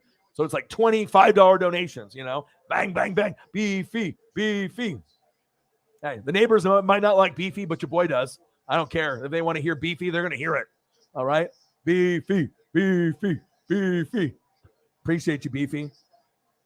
MVP, Beefy. So, yeah, so I got a challenge cone and reach out to me and 1 of 3 people to buy the cone. Oh, the cone, the fucking, are you talking about that big-ass weed cone that you bought? Bro, that thing is insane. So Odin's son sent me a picture of this like big-ass weed cone that I thought was like a huge blunt or joint, but it's like the size of like my head. It's like, I don't know. Like it was like he had it inside the car and it went from the steering wheel over to the passenger side. And I was like, damn, is that full of weed? Like, what is that? So I don't know if that's what you're talking about, but I assume that's what you're talking about there. Stop and watch a session for 15 minutes. That's awesome. Yeah, like I have buddies that live in Arizona. I'd love to go to Peoria to watch spring training for like Mariners, Dodgers and stuff. But I mean, I got a buddy that lives out in Arizona, my buddy Jake, that sent me the ribs and the ribs and the chicken and sent me the food for Super Bowl. He used to live here in Oregon in Tualatin near me, but then his dad was getting sick. They had a countertop business, and then the mom and dad moved to Arizona, and then he moved there, got married with his wife, had a kid, dog, whole family shit. But he came and visited me a couple months ago with me and Marcos and him, and we bar hopped, and we got fucking lit. We got went to 3 different bars, just fucking got trashed. But it was fun. It definitely was fun seeing him. All the buds. 100 grams of weed in it. Woo! My God. That's crazy. So, yeah, brother, Lloyd Center, Clackamas Town Center, Mall 205, Pioneer Square, Japanese Gardens. And then they had the downtown one where they had, I don't know if that's Pioneer Square, but then they had the one, the mall downtown, not Lloyd Center, but it was, it's like where they had the J Crew and they had the other stuff near they had that place where the stage was at, where they would do performances. You know what I mean? And then they had I don't really know what the name of that was. I got to look it up, but you know what I'm talking about. But you haven't been here in a while, neither have I. I haven't been down there in a while either. But yeah, Lloyd Center, Clackamas, Mall 205. Wow. I think it is Pioneer Square. That's the one in downtown Portland, right? I assume that's what it is. Pioneer Courthouse Square. Beefy, beefy, beefy. Yes. Someone that actually knows things in Oregon here. Yes, you got it. Yeah. I remember when I was in my thug days with those Asians. Tell you a story. So they had the Max, right? And that was first being introduced, right? So they would go into J Crew and they would, J Crew is a very expensive store, right? So they have these leather jackets that were $500 to $800. So they would ask to try one of them on, right? And then they would take the sensor tag off of it, right? And then the employee would, walk away, right? And they would time it right when the Max was right outside, and they would put it on and run out. And then they would hop on the Max and they were gone. And there was no way the cops could get them because they were already on the Max, going 20 miles an hour back up to Beaverton. And yeah, crazy stuff. You know what I mean? Crazy stuff. Or where Eddie Bauer, I remember there was a Eddie Bauer and they had those watches at Eddie Bauer that were on a bicycle lock. Right? They had them just exposed where you can see, the white faced watch, the blue face, and they had $100 watches, 20 of them. And then these guys would come in there with a clothespin and pop all the pieces out of the watch. And they would take them to JCPenney's and buy a new pin for $2. And then they would get a $100, $150 watch. And these guys would pop out the pins and they would steal 20 watches that was worth $2,000 in 2 minutes. I mean, these guys were thugs. I mean, these guys were smart people. They had everything based off the books, timing, employees. I mean, they work like a gang. I mean, they had people talk to people in the front to distract, put some stuff on, pop, time it, leave. I mean, I don't know. I mean, if they talk about Ocean's 11. I mean, we had the Asians 11. I mean, out here it was wild, man. It was wild. The stories that I could tell you guys, and even that I'm telling you right now, you wouldn't believe it unless you actually saw it in person. Yeah, it was fucking crazy, dude. Beefy, beefy, beefy. The sensors. Well, the sensors were like for those leather jackets. It was on a sensor was attached to like a cord, like a phone cord. So once they had the key and they like put the thing in, they would clip it off, and so then it was just exposed as like a jacket, and then they would have to clip it back onto the actual coat. So once they clipped it off and it was exposed, then you could just put it on, and they jumped out and they hopped on the Max or whatever, and then boom, they'd have like an $800 leather jacket. Or like when they would have CDs and video games, the companies like Sam Goody's and Camelot, they would have the sensor on the plastic. So when they would pop the plastic case open, they take the CD or the video game. There was nothing on the video game or plastic, but then they got smart and they actually got the CDs and the video games and put it inside, and then they would wrap it themselves. You know what I mean? And then once they would do that, then when they would catch people, or the people would stop. But before they got lazy and the plastic wrap, was on the CD or the game, they would just put it on the outside. But then the Asians were so smart, they figured out how to open them up themselves, and then they would get the free CDs and the free video games. Smart. You know what I mean? But then they eventually learned, the employees, when they found like 100 empty cases of CDs, they're like, where's the CDs? So obviously they caught on at some point, even if the people hid them underneath, the cabinets or whatever. But if they're like digging through the CDs and they're finding a bunch of, empty cases, obviously someone's stealing,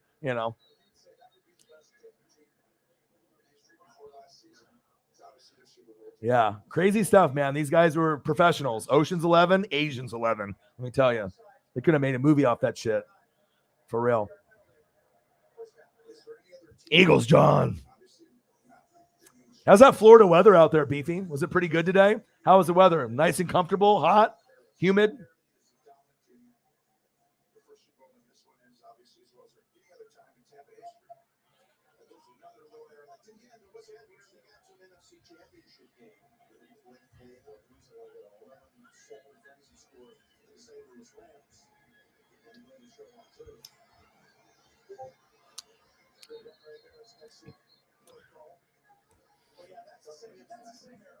Oh, on the Discord. Jesus Christ, dude. Everyone go to the Discord if you're on the Discord right now. Oh my God. That weed cone is the size of a pillow. Are you kidding me? How the hell do you smoke that thing? Like, you're going to die. It's like Cheech and Chong, dude. Dude, I'm going to come over right now. I'm going to get a flight to New York, and we're going to smoke that. My God. I haven't smoked any weed, flower, in like a year. Like, I just do gummies and stuff. Oh my God. Challenge cone. Raw. Monday night raw. Raw dogging it. Jeez. Where did you get that? And how much did that cost? My gosh. Everyone go to the Discord. Holly's in there. Sarah's in there. Look at Odin's picture. Wow.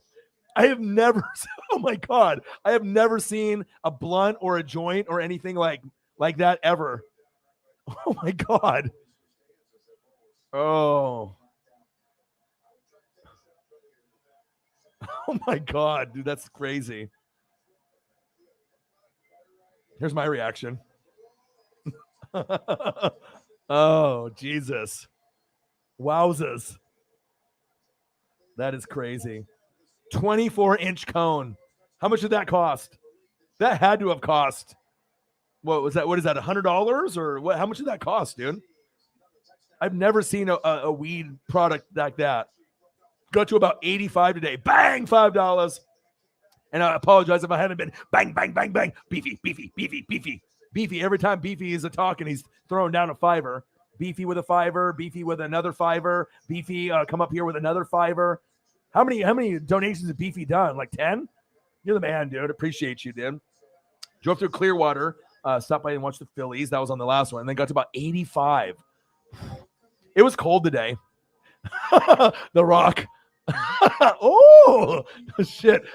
Beautiful day. Went through the Clearwater Beach. I ended up in Pasco County countryside. Amazing weather and perfect. It was cold today in Oregon. I was wearing shorts and my NWSF hoodie, and I took Paisley on 2 walks today. And let me tell you, it was freezing. Like, I don't know how cold it was, but it probably was like 40 or 50. but it made my legs cold, and I'm used to not wearing jeans or anything, but Eagles John size matters. Jesus, ain't that the truth?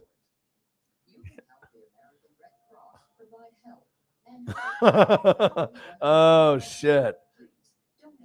That costs only $20. Shut up. And how much weed is in it? Like how much weed is it? Like 3.5 is an eighth, right? And it has 100 grams in it. Now I got to pull out the calculator. All right, so 3.5. So 3 point. So let's see. I'll just do what? How much is it? 100 grams? What is it? 100?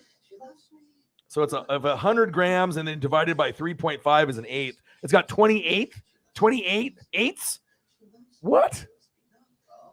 What the heck? 24-inch cone, 2 hands. My God. It's like a weed device for a porn star or something. I don't know what the hell's going on there. That's nuts.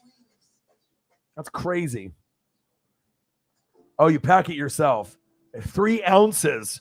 Well, you don't want to like smoke it all at once, right? I mean, like if you put 3 ounces of weed in there, like how many people does that cover? I mean, trying to get the whole neighborhood high, or like how does that work? Right? Because then if you only put a little bit in it, then it's already like on fire, and then it like gets ruined, right? Or you have to like put it out, like push it into the carpet, push it into like the concrete, and like try to stop it. You know what I mean? How does that work? It's all on fire, and because you don't want the paper burning on it, right? Oh my God. That's crazy. Oh, Eagles John size matters. Oh my God. Yeah, seriously, you'd definitely be baked. You'd definitely be baked as fuck. Wow. That's crazy. Are you going to smoke that? Like, you need to smoke that on like some kind of live stream or something. See, I wish you could like smoke on like a live stream. I don't think you can really do that because they obviously don't promote like drug use on any of like the streams. If you do, like, even if weed is legal, they don't like people smoking weed. Like, obviously, you don't want to influence the younger kids and whatnot, right? But I mean, like smoking a joint or hitting a bong is not like a big deal, but I guess it is to some people still. But I mean, obviously, if you're doing like Molly or cocaine or like H or crack, or you're doing some other stuff, they don't want to see people doing drugs like that. But I mean, people hitting a bong or smoking a joint, I don't think it's like a big deal. I mean, it's like I've been doing that shit forever. Up to 5 people? Well, I would hope so. Godly. You crop dust with that thing. Jeez Louise, that's crazy. I've never seen anything like that. I know you showed me the picture when you sent it to me, and I was like, is that real? Like, what is that? I thought it was like some Cheech and Chong like movie prop or something. Like, for real. I didn't know that was something you could buy. Wow. Oh.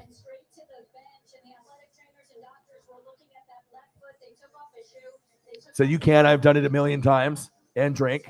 Like what? Like on like Facebook or like YouTube? Like they don't really like you to do it on YouTube though, right? And I know you can like be off screen. They don't let me see you hitting it, but you can like blow the smoke on the screen or whatever and stuff. But can you actually like, well, I guess it's like they can't really tell if it's a cigarette or weed unless obviously your eyes close and I'm like this. I'm like, oh shit. Right? Then at that point, you know the guy's probably or whatever, right?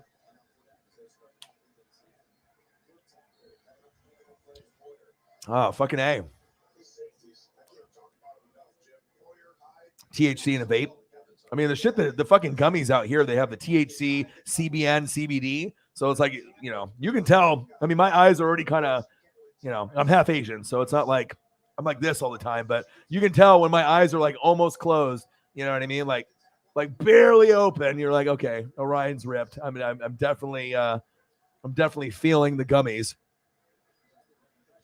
I need to buy some, but like I said, I've been trying to take care of you guys first. You know what I mean? Like I haven't really been trying to buy anything for myself, and I've been wanting to make sure I put you guys first because, you know, you guys are important to me. And like I said, I just wanted to get it all done. And it was just crazy that Mr. Williams wouldn't let me buy something for him. You know what I mean? Like he's been donating pretty heavy, and I was like, dude, I can at least buy you something. And he sent me this big long like paragraph novel, like how he's spent so much money on gear already as it is, you know. But you know, I'm still gonna send him something. I don't care. You know what I mean? If he doesn't want to send me his address, I'll send him Cash App or, you know, some kind of gift card or something. I'll figure it out. You know what I mean? Because I mean, you can't turn down food. You know what I mean? If I can get him like some, you know, gift card for like $100 to Olive Garden or, you know, something where I know he'll go eat somewhere. I mean, you can't turn down food. You know what I mean? Like I can buy you a hat or a t-shirt, but if that's something that you already buy and you have an addiction of buying jerseys and hoodies and hats and shoes and whatnot, that's fine. But I mean, we all eat, right? I mean, I know if someone gave me $100 gift card, I'm going to use it. I'm a fat boy. I love eating. You know what I mean? I mean, I've been trying to exercise a little bit more. I mean, I've been walking with Paisley once or twice a day. But for all the walking that I do, it probably goes backwards because I'm eating probably not the healthiest things all the times. I mean, I try to eat the salads and other stuff, but I find myself snacking sometimes on fruits and veggies, like veggie trays from like Safeway or like fruits, like oranges. But then I'm getting into chips and Oreos like an idiot, you know, or I'm, you know, eating like chewy bars that are like chocolate peanut butter or ice cream bars, Haagen-Dazs. And so everything that I did up to that point to like lose the weight, boom, right back. You know, I tried to get a 6-pack, boom, there goes the 6 kegs right back in my stomach, you know. But it is what it is. So everyone's got to eat though, right? He said, "Oh, his LMAO, you can send me a Queen of Rot shirt." What's Queen of Rot? Is that like a punk band or something? I'll send you something, dude. I don't got a problem with that. You're my boy. You smoked on live streams a lot, and they never like give you a copyright strike or like gave you some kind of like I don't know, like, you know, they didn't do anything to the video or anything.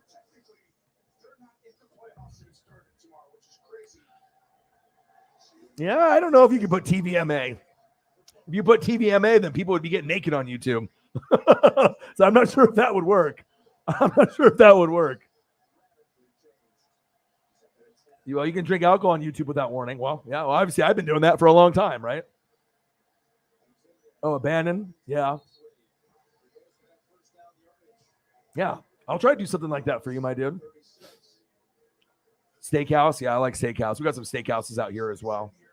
Well, fucking A, man. I mean, if I didn't have my girlfriend's daughter had school tomorrow, I would stream another 30 minutes to an hour. But her bedroom is right next to the studio. We've been online for 3 hours and 30 minutes. It's 9:30 here, 11:30 or 12:30 wherever you guys are at.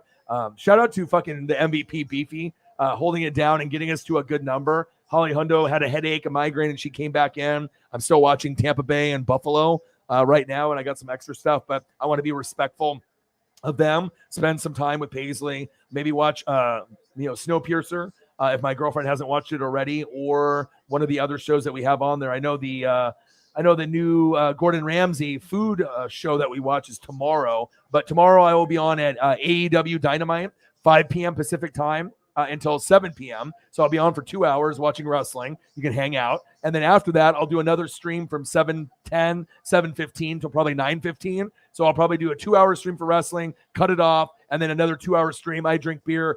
You guys ask NFL questions, or we just kind of chop it up like we are now. And just kind of, be there for each other and just make each other laugh and just have a nice, community to hang out with and appreciate each other's, company. Thank you guys so much for coming in the room. Everyone that donated, you guys are amazing. Beefy, you're the MVP, because I didn't know if we were going to get to over 100. And when you came in the room, we definitely did. Let's give a shout out to Sarah Small, $10, Eagles John, $10, Holly Hundo, $20, Cyberpunk 53, $25, Holly Hundo, $10, Eagles John, another $10, and then whatever that Beefy McWhatnow did. So what's the total number that we're at? Because I'm at 85 on the Cash App, and then whatever Beefy did on his end. So are we like at 150 or close to that? What's the total number that we got to, Holly or Sarah? I know I need to go see my puppy. She's $15 away from 150. That's okay. I mean, if anyone wants to drop a Cash App or another dono before we get off here, it's fine. But if not, I mean, still 135 is a success, especially when we were sitting at like 50 to 80 for a while. Beefy came in and held it down. So Beefy did. We're at 135. So Beefy did 15. So Beefy did $50, 10 $5 donations, roughly. Thank you. Thank you so much. Beefy. 135. There's nothing wrong with that. Thank you so much, man. Take care. Be blessed. Thank you so much for hopping in the room and showing love, pretty much commenting and throwing a $5 every time. That's very generous of you. Just like everyone in the room. Holly, your coat is on the way. Cyberpunk, your coat will be probably shipped tomorrow. And then Sarah, your shit hopefully will be shipped to you obviously today or tomorrow if you've gotten the message. And then I got a few other people that I need to do that for. Oh, we got another dono. Oh yeah, Cyberpunk 53 with another $15 dono. Nice. So we got to 150. Yes. Hell yeah. There we go. Dude, you guys are the best. And like I said, this is going to go towards food, bills, obviously maybe another dog toy. I got another bone in here. There was actually one of the bones that had like weed in it. I don't know like what kind of weed, but there's like a regular wood bone, and then the other bone had like some kind of weed properties, and my dog chewed the shit out of it in the video that I made, and then she started to get kind of a little sleepy and whatnot, so that was good. Cyberpunk, thank you so much, dude. Right there at the buzzer. And on the Cash App too. It's nice too because even when we get the Beefy's donations, those will go towards next month, and then we'll get the donations with the Cash App for now. So it's a nice mix and a blend of a little bit here and a little bit there. God, you guys are so good to me. Thank you so much. I mean, obviously, I'm grinding and I'm hustling all the time. I really enjoy your guys' company. Like I said, it's just like I feel like we are a gang. It's like Ocean's 11, my Asians 11. That I used to, we might be the NWSF 11 because I mean that's pretty much what it is. I mean, we got 8 people in the room now, but you guys are the best fans on the planet Earth, man. I love you guys and appreciate you guys so much. Thank you, Cyberpunk. Like I said, these are the reason why that I go out of my way for Cyberpunk 53. I go out of my way for Holly Hundo and Sarah. These donations right at the buzzer, and making me be able to not have a shitty job on the side, and I can just focus hanging out with you guys and having a great positive place to go to. You guys are the best fans on planet Earth. I love you, and I appreciate you guys very much. I'm gonna have to get Beefy McWhatnow something at some point too. Sometime, Beefy. I don't know if you have an Instagram or Twitter. But you can always email me. And like I said, at some point, I'll have to hook you up with something. Maybe I can get you something Tampa Bay related or something here from Oregon, maybe Blazer related. I'd like to be able to take care of you also.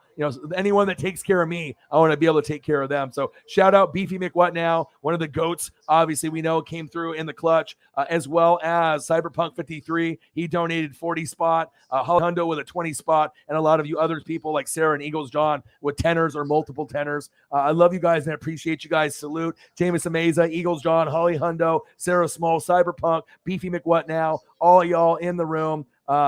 I love you guys and appreciate you guys. Very 5 people, the Jamaican bobsled team. That could be us. That could be us. We're representing Delaware to the death, just like you. I definitely got some shows to watch, some loves and kisses to give Paisley. I love you guys. I appreciate you guys. I'm going to take care of her tomorrow.